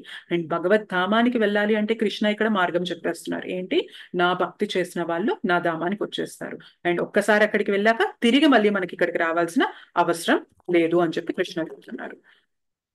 అయితే శ్రీల ప్రభుపాద్ ఏమంటారంటే, ఈ కాంటెక్స్ట్ లో మనం ఎన్నో లక్షల కోట్ల జన్మలు అనేవి మనం తీసుకున్నాము. సో కొన్ని అయితే ఒక్కొక్కసారి ఎట్లా అంటే మనం కంప్లీట్ గా ఎంతో డీగ్రేడెడ్ యానిమల్ లైఫ్ కూడా తీసుకొని ఉంటాం అనమాట. అంటే చాలా చాలా పురుగుల్లాగా, కీటకాల్లాగా ఇట్లాంటి జీవితాలు కూడా మనం తీసుకున్నాం, ఇట్లాంటి జన్మలు కూడా తీసుకొని ఉంటాం. సో ఎన్నో లక్షల జన్మల తర్వాత మనకి మానవ శరీరం అనేది వస్తుంది. మేబీ మానవ శరీరంలో కూడా ఎన్నో సార్లు జన్మ తీసుకున్నాక మనకి ఈ భక్తి అనేది ఒకటి ఉంటుంది. కృష్ణ అనేవారు సుప్రీం, మనం కృష్ణ భక్తి చేయాలి అన్న నాలెడ్జ్ అనేది after crores of life times మనకి నాలెడ్జ్ అనేది మనకి తెలుస్తుంది. మరి శ్రీల ప్రభుపాద్ ఒక్కటే మాట అంటారనమాట, మీరు ఇన్ని లక్షల కోట్ల జన్మలు మీరు గడిపేశారు కదా. సో మీరు గడిపేశారంటే అర్థమైంది, మన కోసమే మనం గడిపాం. ఇప్పటిదాకా కృష్ణ లేరు, మన గురించి మన తృప్తి కోసమే మనం గడిపాం. శ్రీల ప్రభుపాద్ ఒక్కటే అంటారనమాట, give this one life time to Krishna. ఈ ఒక్క జీవితాన్ని కృష్ణకి ఇచ్చి చూడండి, దెన్ మీ లైఫ్ అన్నది చాలా చేంజ్ అవుతుంది అంటారనమాట. జస్ట్ ఈ ఒక్క లైఫ్ టైంలో మనము ఈ కృష్ణ భక్తిని సీరియస్ గా తీసుకోవడం మొదలు పెట్టాము అంటే మన లైఫ్ లో ఏంటంటే అది ది బెస్ట్ టర్నింగ్ పాయింట్ అనమాట. ఇంకా కంప్లీట్ గా ఎటెటో డీగ్రేడ్ అవ్వాల్సిన మనము కంప్లీట్ గా ఒక ముళ్ళబాటలోకి వెళ్ళిపోవాల్సిన మనము పూలబాట వైపు అడుగు వేసేసినట్టు అనమాట. So give this one life time to Krishna అని చెప్పి శ్రీల ప్రభుపాద్ చెప్తారు. అయితే మనం ఇట్లాంటి మాటలు వెళ్ళి ఎవరికైనా చెప్పి మీరు చాంటింగ్ చేయండి, ఈ చాంటింగ్ చేయడం వల్ల మీకు ఎంతో బెనిఫిట్ కలుగుతుంది అన్నప్పుడు, ఎవరికైనా కొత్త వారికి చెప్పినప్పుడు వాళ్ళ నుంచి మనకు వచ్చే రీజన్ ఏంటి? ఫస్ట్ రీజన్ చాంటింగ్ చేయండి, ఒక్క రౌండ్ చేయండి అంటే ఫస్ట్ రీజన్ ఏం చెప్తారు వాళ్ళు? కరెక్ట్, టైం లేదు, మాకు టైం లేదు, మేము చాలా బిజీగా ఉన్నాం, మాకు టైం లేదు అని అంటారు. సో యాక్చువల్ గా టైం లేకపోవడం అనేది ఎందుకు అవుతుంది అంటే, టైం మేనేజ్మెంట్ ని ఎప్పుడు కూడా ఒకేలా చెప్తారనమాట. Time management is all about priority management అంటారు. అంటే మనం మన లైఫ్ లో ఒకదానికి ప్రయారిటీ ఇచ్చినప్పుడు దానికి ఖచ్చితంగా మన లైఫ్ లో టైం వస్తుంది అంటారనమాట. మనకి ఫర్ ఎగ్జాంపుల్ చెప్పారనుకుందాం, ఏంటంటే రేపు పొద్దున్నే మీరు 3ంటికి ఎయిర్పోర్ట్కి వెళ్ళాలి. ఎయిర్పోర్ట్కి వెళ్తే పలానా వ్యక్తి మిమ్మల్ని కలుస్తారు, ఆయన మీకు ఒక బ్రీఫ్ కేస్ ఇస్తారు. బ్రీఫ్ కేసులో కంప్లీట్ గా మొత్తం డబ్బు ఉంది. సో అది ఎంత అంటే ఆల్మోస్ట్ ఒక 5 crores మనీ ఇస్తారు మీకు అని చెప్పి చెప్పారు. ఆ మనీ ఇంకా మీకే, మీరు వాడుకోవచ్చు అన్నారు అనుకోండి. మనం ఈ రోజు చాలా బిజీగా ఉన్నాం, చాలా అంటే చాలా హెక్టిక్ గా అయింది మన స్కెడ్యూల్. మార్నింగ్ నుంచి ఈవినింగ్ దాకా ఆఫీస్కి వెళ్ళడం వల్లనో, మన బిజినెస్ వల్లనో, లేకపోతే ఇంటి పనులు, పిల్లల పనుల వల్లనో, ఏదో ఒక పనుల వల్ల మనం కంప్లీట్ గా బిజీ అయిపోయింది, చాలా చాలా అలసిపోయాము. మరి మార్నింగ్ 3ంటికి లేవడం పాసిబుల్ అవుతుందా మనకి? పాసిబుల్ ఆ బ్రీఫ్ కేస్ తీసుకోవాలని చెప్పి పాసిబుల్ అవుతుంది. మరి అదే విషయము అంటే యాక్చువల్గా ఏమవుతుంది అంటే, మనం హరినామం తీసుకోవడానికి 3ంటికి లేచి, మేబీ ఇనీషియల్ గా మనకి అంత కష్టం తీసుకోవాల్సిన అవసరం లేదు. రోజులో మనం 1 or 2 rounds చాంటింగ్ చేసుకోవడానికి ప్రయత్నం చేసినా కానీ చాలు, అక్కడ నుంచి మెల్లమెల్లగా మనం ముందుకెళ్ళొచ్చు. సో ఇంత హెక్టిక్ గా ఉన్నా కూడా ఒక బ్రీఫ్ కేస్ లో నిండా మనకి డబ్బులు వస్తున్నాయంటే నిద్ర మానుకొని కూడా వెళ్ళడానికి మనం ముందుకు వచ్చేస్తాం. కానీ మీ లైఫ్ మారిపోతుంది, మీరు ఈ కష్టాలు పడాల్సిన అవసరం లేదు అని చెప్పినా కూడా మనకు వచ్చే ఫస్ట్ రీజన్ ఏంటి అంటే మా దగ్గర టైం లేదు, మాకు కుదరదు. ఎక్కడ కుదురుతుంది?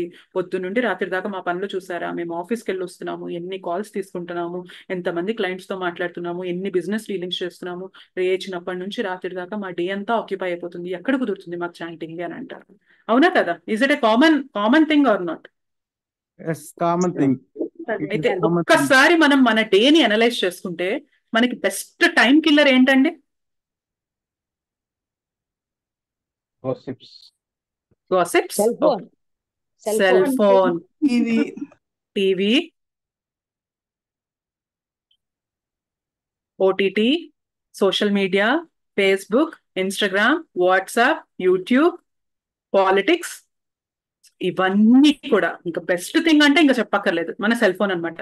ఇది ఒక్కటి చేతిలో ఉంటే చాలు ఇంకా మనకి మొత్తం టైం అంతా కూడా చక్కగా అది కన్జ్యూమ్ చేసేసుకుంటుంది అనమాట.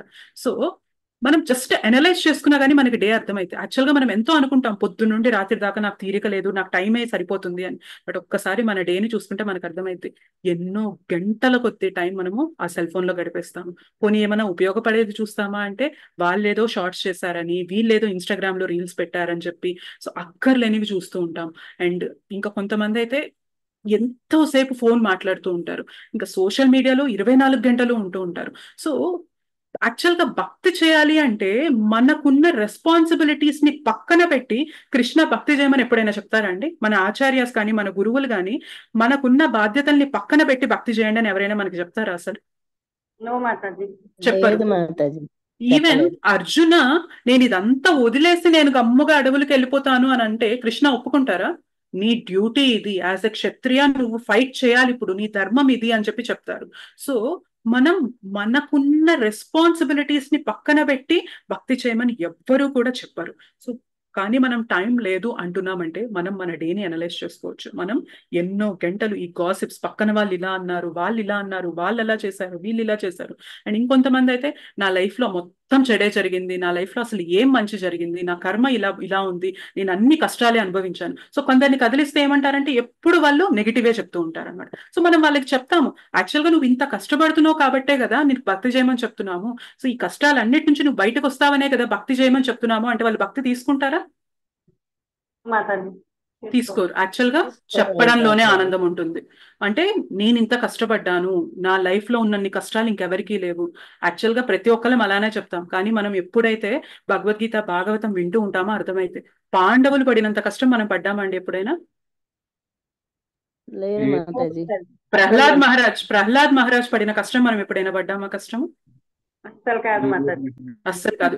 శ్రీల ప్రభుపాద్ పడిన కష్టం మనం పడతామా అండి? కానీ మనం ఎలా చెప్తాము, నా లైఫ్ లో ఎన్ని కష్టాలు ఉన్నాయి అసలు నీకేం తెలుసు అని చెప్పి మాట్లాడతాం.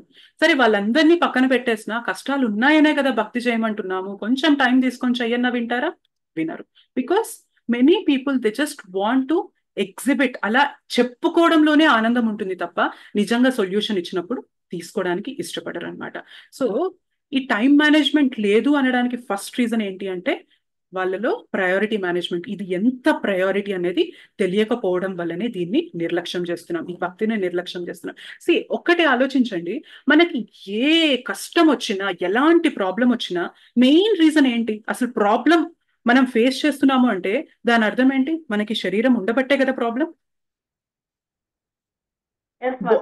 బాయిల్ డౌన్ చేస్తే ఎలాంటి ప్రాబ్లం అయినా తీసుకోండి, financial problem, health problem, family problems, relation problems, job problem, business problem, ఎట్లాంటి ప్రాబ్లం అయినా తీసుకోండి, అన్ని బాయిల్ డౌన్ చేసినట్లయితే మనం ఈ శరీరంలో ఉన్నాం కాబట్టే ఈ ప్రాబ్లమ్స్ ఫేస్ చేస్తున్నాం.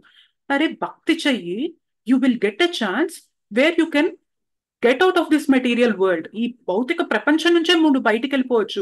నువ్వు చెప్పే ప్రాబ్లమ్స్ ఇంకా అసలు నీకు ఏమి ఇంపాక్ట్ చేయవు అని చెప్పినా కూడా అర్థం చేసుకోలేని పరిస్థితుల్లో చాలా మంది ఉన్నారు.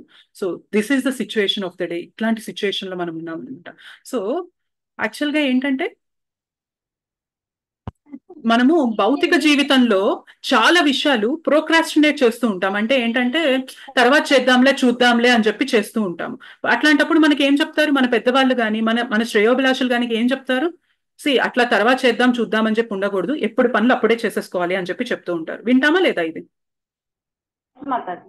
కానీ భక్తి విషయానికి వచ్చేసరికి వీలైనంత త్వరగా దాన్ని నిర్లక్ష్యం చేయొద్దు. ఎప్పుడో రేపొద్దున రిటైర్ అయిన తర్వాత చేస్తాను, రేపు అన్ని బాధ్యతలు అయిపోయాక చేస్తాను అని చెప్పి చెప్తే దాన్ని అలానే కన్సిడర్ చేస్తారా వాళ్ళు?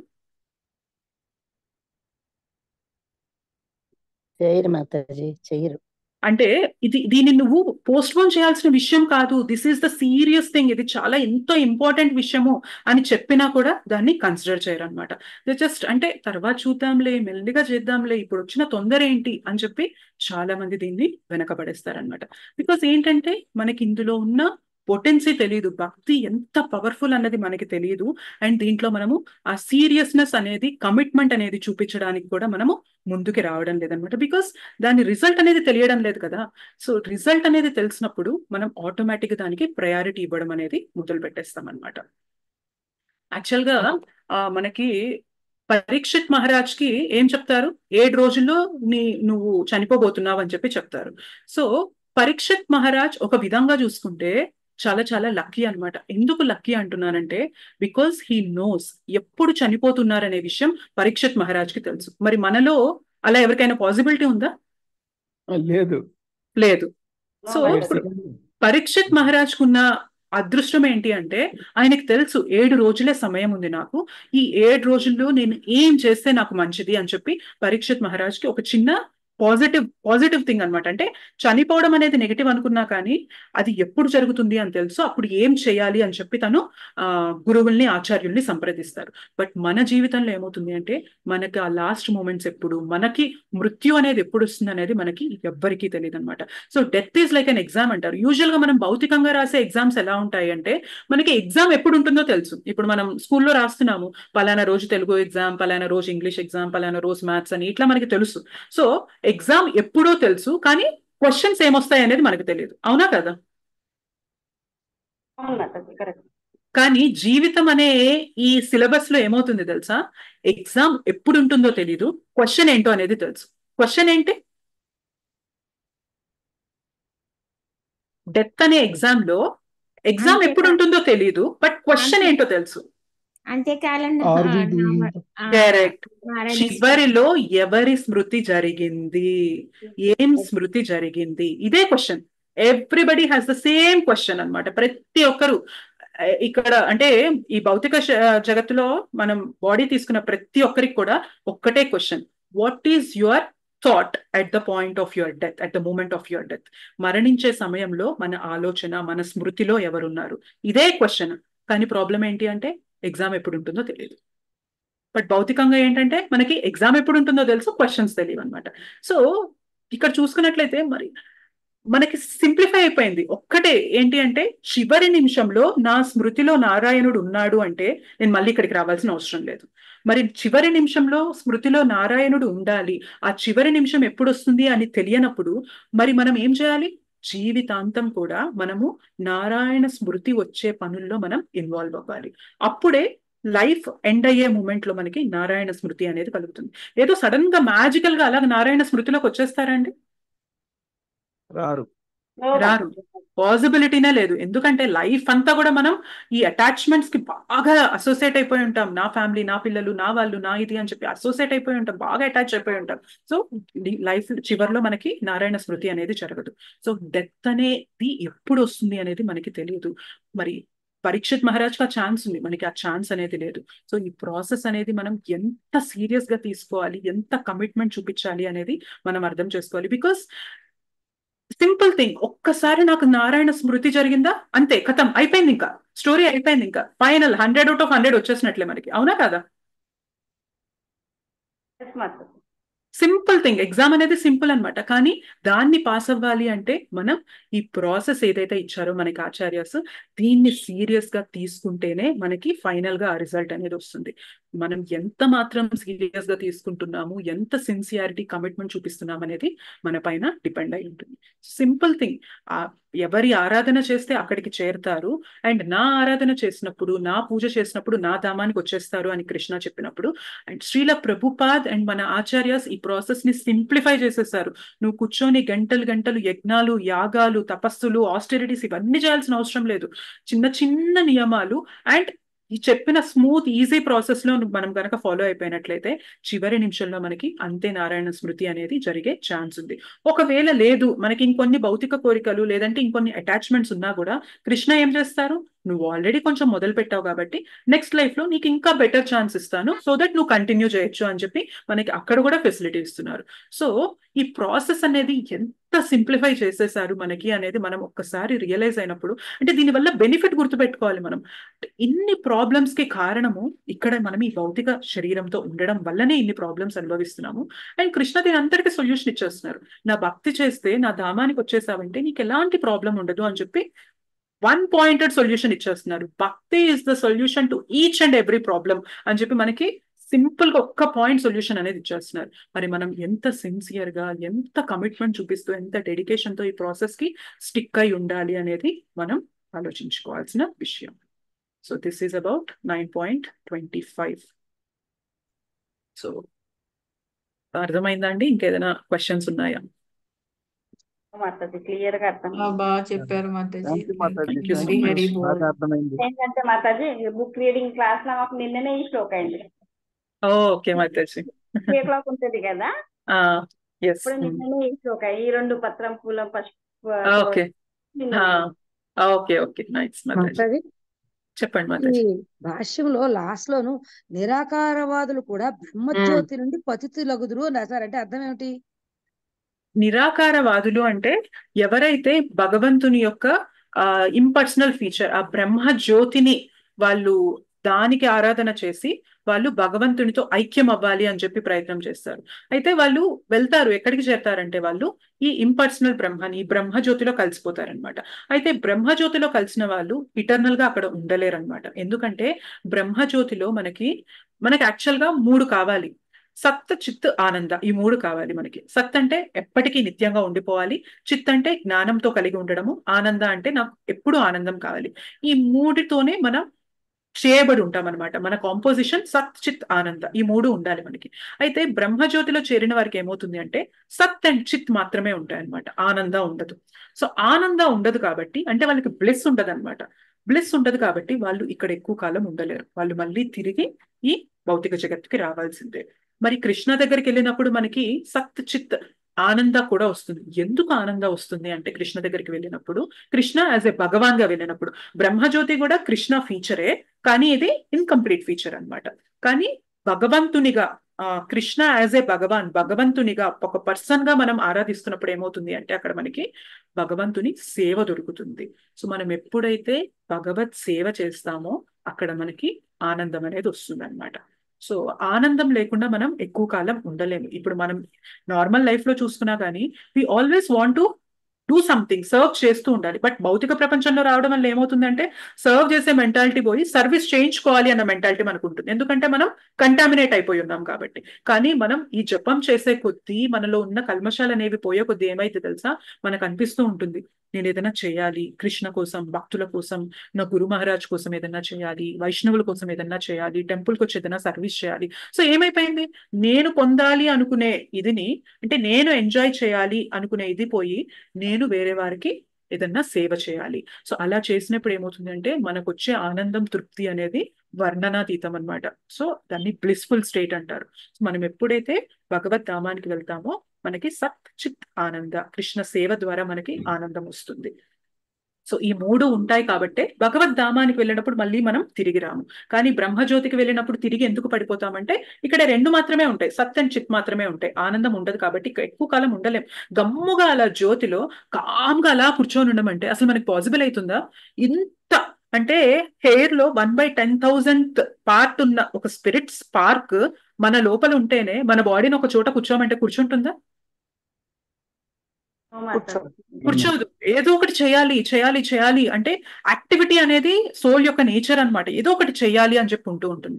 అలాంటిది మనం మన స్పిరిచువల్ బాడీ అనేది తీసుకుంటూ మనం అలా ఆధ్యాత్మిక ప్రపంచానికి వెళ్ళినప్పుడు గమ్ముగా అలా కూర్చోవాలి ఏం లేదు అంటే మనం అక్కడ ఉండలేమన్నమాట. We don't get any bliss. మనకి అక్కడ ఆనందం అనేది రాదు. సో తిరిగి మళ్ళీ ఇక్కడికి రావాల్సిందే. సో ఆ పాయింట్ అక్కడ మెన్షన్ చేశారు Mataji. Soul is active and it is not passive in nature yes అని చెప్తారు. Yes yes soul is always active. కానీ ఒక్కసారి సోల్ వెళ్ళిపోయిందంటే ఈ బాడీలో యాక్టివిటీ ఉంటుందా? ఉండదు. ఉండదు. సోల్ ఉండడం వల్లనే ఈ బాడీకి ఇంత యాక్టివిటీ ఉంటుంది. So it is all because of the presence of the soul. మనలో ఆ సోల్ ఉంది కాబట్టే, మనలో అంటే ఐ మీన్ మనం అంటేనే సోల్. సో సోల్ ఉన్నది కాబట్టే యాక్టివిటీ అనేది ఉంటుంది, యాక్టివిటీ జరుగుతుంది. వన్స్ అది వెళ్ళిపోయిందంటే ఈ బాడీకి ఏమీ ఉండదు. ఇన్ఫాక్ట్ ఇట్ డీకంపోజెస్, ఇది చెడిపోతుంది. ఎస్ మాతాజీ, మీకు క్లియర్ అయిందా మాతాజీ? క్లియర్ అయింది మాతాజీ. Thank you Mataji. ఇంకేమైనా క్వశ్చన్స్ ఉన్నాయండి? క్లియర్ మాతాజీ. హరి హరి బోల్ Mataji. Thank you so much. Thank you so ఒక్క పాయింట్ ఏంటంటే, ఒక్కటి మనం ఆలోచించినట్లయితే శ్రీల ప్రభుపాద్ ఎంత కష్టపడ్డారంటే ఇది ఈజీ చేయడానికి, భక్తి ప్రాసెస్ ని సింప్లిఫై చేసేసి మనకి చాంటింగ్, ఇప్పుడు మనం ఏమనుకుంటాం, చాంటింగ్ ఒక్కటి ఉంటే చాలు కదా, భగవద్ధామానికి వెళ్ళిపోవచ్చు కదా, నా హరే కలికాలే నామరూపే కృష్ణ అవతార్ అంటున్నారు, చాంటింగ్ ఒక్కటి చేసేసుకొని మనం భగవద్ధామానికి వెళ్ళిపోవచ్చు కదా అని అనుకుంటాం. కానీ చాంటింగ్ ఒక్కటి చేస్తూ మనం భగవద్ధామానికి వెళ్ళడం కష్టం అవుతుంది. ఎందుకంటే దానికి పొటెన్సీ లేక కాదు, భగవన్ నామానికి శక్తి లేక కాదు, కానీ మనకి శక్తి లేదనమాట ఆ చాంటింగ్ ని అంత గట్టిగా పట్టుకోవడానికి.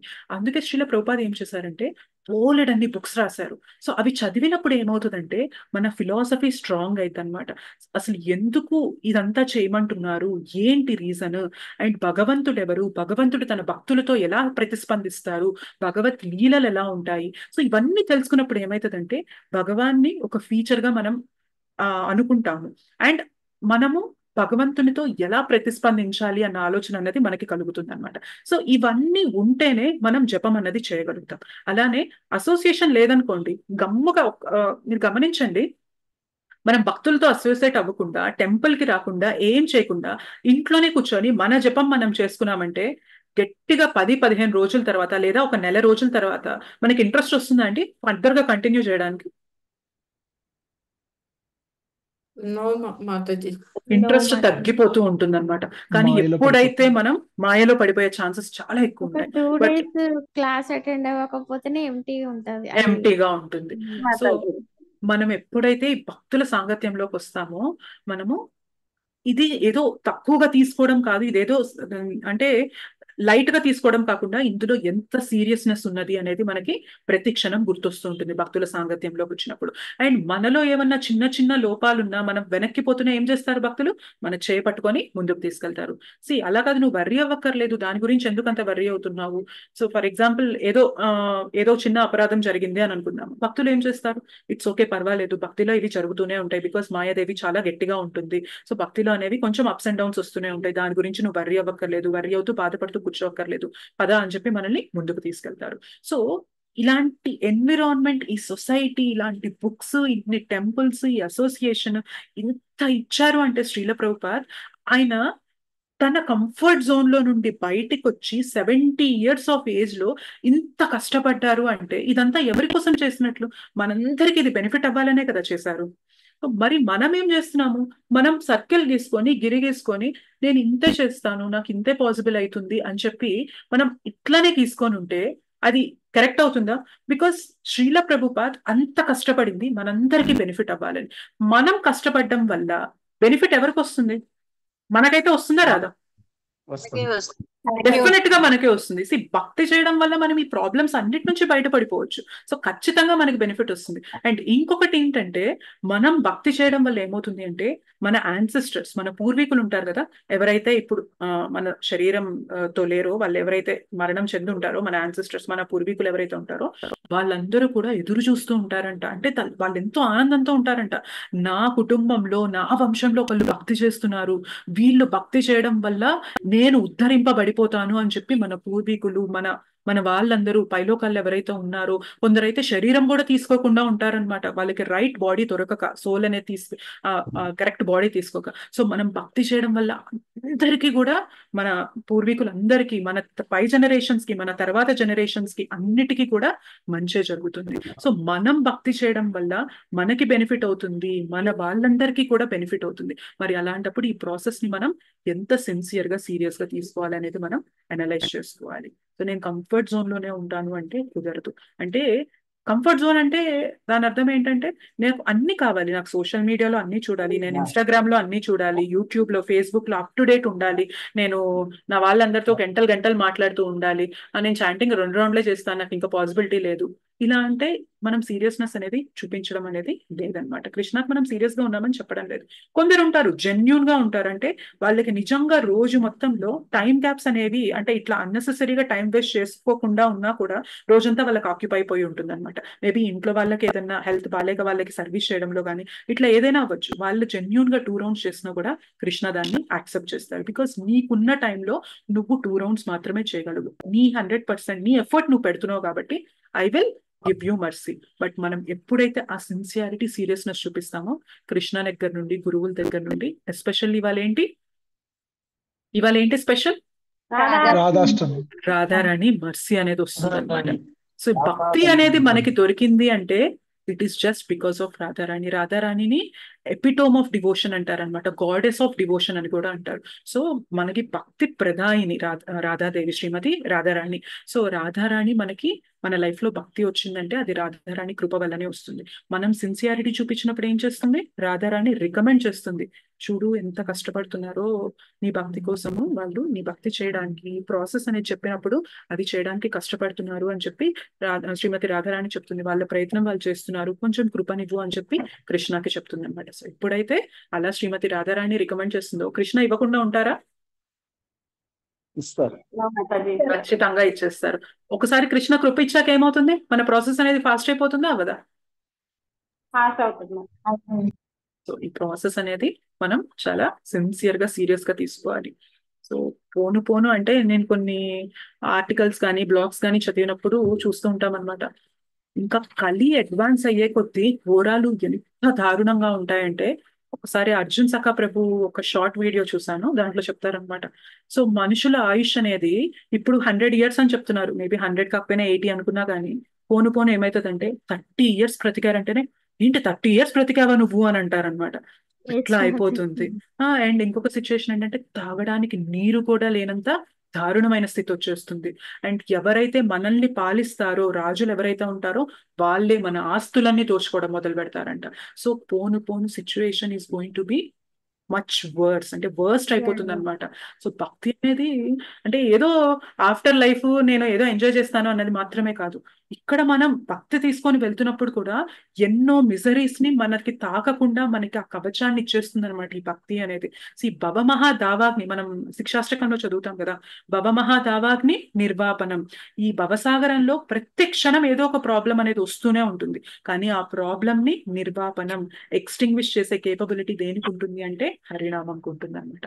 సో భక్తి is such a great thing. అంటే మనం మన లైఫ్ లో ఏదైనా బెస్ట్ థింగ్ చేసాము అంటే, మనం కృష్ణ భక్తి చేస్తున్నామంటే that is the best thing అనమాట. ఇంకా మిగిలినవి వచ్చినా రాకపోయినా పెద్ద తేడా లేదు. మేబీ మన లైఫ్ కి సాగించడానికి మనకు కొంత ఫినాన్షియల్ గా కొంత కావాలి, ఉండడానికి ఇల్లు కావాలి, ఇట్లాంటి బేసిక్ నీడ్స్ ఉండాలి. కానీ బట్ మిగిలినవి అటు ఇటు అయినా కూడా భక్తి మన లైఫ్ లో ఉంది అంటే మన లైఫ్ పర్పస్ అనేది మనం కరెక్ట్ గా తీసుకుంటున్నట్టు అనమాట. అంటే మనం లైఫ్ తీసుకుంటున్నందుకు వీఆర్ యాక్చువల్లీ జస్టిఫైయింగ్, మనం జస్టిఫికేషన్ ఇస్తున్నాం అనమాట.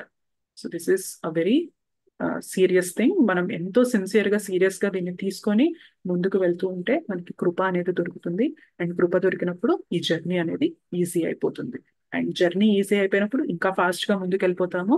ఫాస్ట్ గా ఈ భవసాగరం నుండి బయటకు వెళ్ళిపోయి తిరిగి మనం భగవద్ధామానికి వెళ్ళిపోవచ్చు. Yeah, this is about 9.25.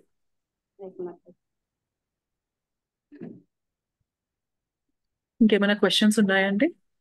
Question అని కాదు మాతాజీ, చెప్పండి. అన్నట్టు ఇస్కాన్ లో వచ్చేదాకా అసలు తెలీదు మాతాజీ, కరెక్టే ఆ పాయింట్.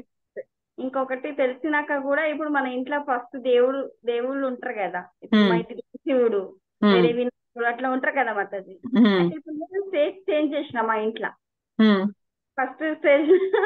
అయితే మా పిల్లలు అంటున్నారు ఏంటి ఇట్లా మార్చినాం అంటే, అవును నాకు ఇప్పుడు తెలిసింది కాబట్టి మార్చినాను. కాకపోతే దేవుళ్ళని తీయలే మాతాజీ. కింద ఉన్నారు శివుడు, మళ్ళా వినాయకుడు, జగదంబ, చిన్న చిన్న విగ్రహాలు ఉన్నాయి, మరి పెద్దవి కావు, చిన్న చిన్న. గోపాల్కి పైన, మన రాధా మదన్ మోహన్ ఫోటో పైన, విష్ణు దేవుడు ఫోటో పైన, కింద పంచతత్వ అట్లా పెట్టిన, మళ్ళీ శ్రీ ప్రభుపాద్, చడు గోస్వామి అట్లా చేసినాక. కాకపోతే నేను ఇప్పుడు ఒక్కటే అడుగుతున్నా మాతాజీ. ఫస్ట్ ఏమో అది కావాలి ఇది కావాలి పిల్లలకి అంటుండే. ఇప్పుడు మాత్రము మీరు ఇప్పుడు ఇందాక అన్నారు కదా, నాకు అసలు తెలియదు మాతాజీ మీరు చెప్పేదాకా. కాకపోతే నేను ఇప్పుడు అట్లనే అంటున్నాను మాతాజీ. శివుడు కానీ గణేశుడు కానీ, ఇప్పుడు వినాయక చవితి కదా, వాళ్ళందరూ అదే ఆ పాట పాడుతున్నాను, హరే కృష్ణ నా మనసులో అదే నడుస్తుంది. ఇంకా మీరు ఎట్లా భక్తి చేశారో దాంట్లో కొంచెం చిన్న చిన్న గవ్వ అంతా నాకు వచ్చినా చాలు ఈ జన్మంలో. వచ్చే జన్మం ఏమొస్తుందో నాకు తెలియదు కానీ ఈ జన్మంలో మాత్రం చిన్న గవ్వ అంతా వచ్చినా నాకు అదే చాలు. మీరు ఎట్లా చేశారు దేవుడు కృష్ణుడు భక్తి, శివుడు కానీ గణేశుడు కానీ అట్లా నాకు ఇవ్వాలి అదే వస్తుంది మాతాజీ నోట్లా. కానీ అది కావాలి ఇది కావాలి అస్సలు వస్తలేదు మాతాజీ. ఎందుకో ఏమో తెలియదు కానీ అది వస్తూనే లేదు నోట్లా. రాదు మాతాజీ. ఇందాక మనం డిస్కస్ చేసుకున్నట్లు మనం నామం చేస్తూ ఉంటే ఖచ్చితంగా శుద్ధీకరణ జరుగుతుంది మాతాజీ. జరగకుండా ఎక్కడికి వెళ్తుంది? మనం అంటే అపరాధాలు చేయకుండా, నామ అపరాధాలు అనేవి చేయకుండా, ఇతర వైష్ణవాల్ని మనం నిందించకుండా, మనం ఈ ప్రాసెస్ ని ఎట్లా ఇచ్చారో అట్లా సిన్సియర్ గా ఫాలో అయిపోతే ఆటోమేటిక్ గా మనలో చేంజెస్ వచ్చేస్తాయి మాతాజీ. ఫస్ట్ థింగ్ ఏంటి అంటే మన కోరికలు అనేవి పోతాయి అన్నమాట. కోరికలు ఇట్లా కోరుకోవడం, నాకు అది కావాలి ఇది కావాలి ఇది ఉండాలి అది ఉండాలి అన్న కోరిక అనేది పోతుంది. సింపుల్ గా ఎక్కడికి వెళ్ళినా కానీ నా భక్తికి జరిగేలాగా నాకు ఫేవరబుల్ గా ఉంటే చాలు, భక్తుల అసోసియేషన్ ఉంటే చాలు అంటే సింప్లిఫై అయిపోతుంది. చూసారా మన లైఫ్ ఎంత కాంప్లికేటెడ్ గా ఉండేది. ఒకప్పుడు పలానా కోరిక అది వస్తేనే నాకు ఆనందం అని చెప్పి ఉండేవాళ్ళము, అది రాకపోతే ఇంకా ఫుల్ ఫ్రస్ట్రేట్ అయిపోయేవాళ్ళం. ఇప్పుడు ఏమైపోయింది? రూట్ లెవెల్లోనే కట్ అయిపోతుంది. వస్తే రాని రాకపోతే రాకపోని, కృష్ణ కావాలంటే ఇస్తారు లేదంటే లేదు. లేదు అది మనకి నిజంగా ఇంపార్టెంట్ అనుకోండి, అది కూడా కృష్ణ దగ్గరికి వెళ్ళి అడుగుతాం. ఒకవేళ కృష్ణ తీర్చకపోయినా కూడా మన దగ్గర ఒక చిన్న లాజిక్ ఉంటుంది. ఏంటంటే నిజంగా అది మంచిదైతే కృష్ణ నాకు ఇచ్చేవాళ్ళు కదా, కృష్ణకి తెలుసు కదా ఇప్పుడు నాకు ఇది కావాలి అని నేను అనుకుంటున్నాను అన్న విషయం కృష్ణకు తెలుసు.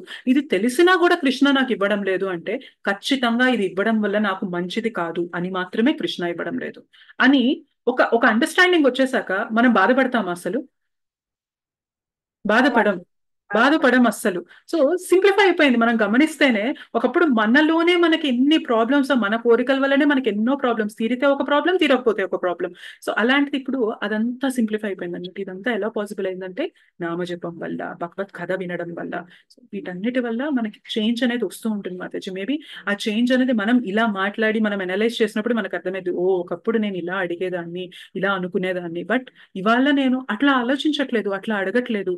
మేబీ నేను వేరే దేవతలు ఇంట్లో ఒక నియమంగా ఫాలో అవుతున్నాము, గణేష్ చతుర్థి చేస్తాము, ఇట్లా శివరాత్రి ఇవన్నీ చేస్తాము, చేసినా కూడా వెళ్ళి ఏమడుగుతున్నాను? కృష్ణ భక్తి ఉంటే చాలు, కృష్ణ మీరు ఎలా అయితే సర్వీస్ చేస్తున్నారో నేను అలా సర్వీస్ చేసేలాగా నాకు హెల్ప్ చేయండి, గైడ్ చేయండి అని అడుగుతున్నామంటే this is actually transformation Mataji. ఇది యాక్చువల్ గా పరివర్తన, మనలో వచ్చిన మార్పు ఇది. Mataji thank you so much Mataji. Thank you Mataji. Hare Krishna. Any more questions? యాక్చువల్గా ఇది స్ట్రైట్ ఫార్వర్డ్ గా ఉంది శ్లోక. సో దీన్ని ఇట్లా దేవతారాధన వల్ల మనకి ఏమొస్తుంది, భగవత్ ఆరాధన కృష్ణ ఆరాధన వల్ల ఏమొస్తుంది అని ఇట్లా తీసుకొని చెప్దామని అనుకున్నా. Somehow I don't know if I have done justification. దీనికి నేను కరెక్ట్ గా జస్టిఫికేషన్ ఇచ్చానో లేదో కూడా తెలియదు. బట్ యా ఏదైనా కానీ మనం భగవత్ కథనే చర్చించాం కాబట్టి దాని వల్ల కూడా మనకు బెనిఫిట్ ఉంటుంది. ఎస్ మాతాజీ. చాలా బాగా విపులంగా చెప్పారు, అర్థమయ్యేటట్టు చెప్పారు. Thank you Mataji. వర్తమానం భవతి తల్లి. Thank you Mataji. Hare Krishna. Okay fine. ఇంకేమి క్వశ్చన్స్ లేవు అంటే మనం క్లాస్ ఎండ్ చేద్దాం. పంచకల్పతరుభ్యశ్చ కృపా సింధుభ్యైవ చ పతితానాం పావనేభ్యో వైష్ణవేభ్యో నమో నమః.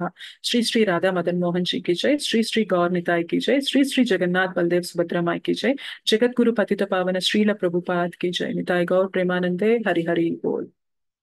थैंक यू सो मच माताजी सन प्रभु जी. हरे कृष्ण. हरि बोल, हरि बोल, माताजी, हरि बोल. थैंक यू माताजी. हरे कृष्ण.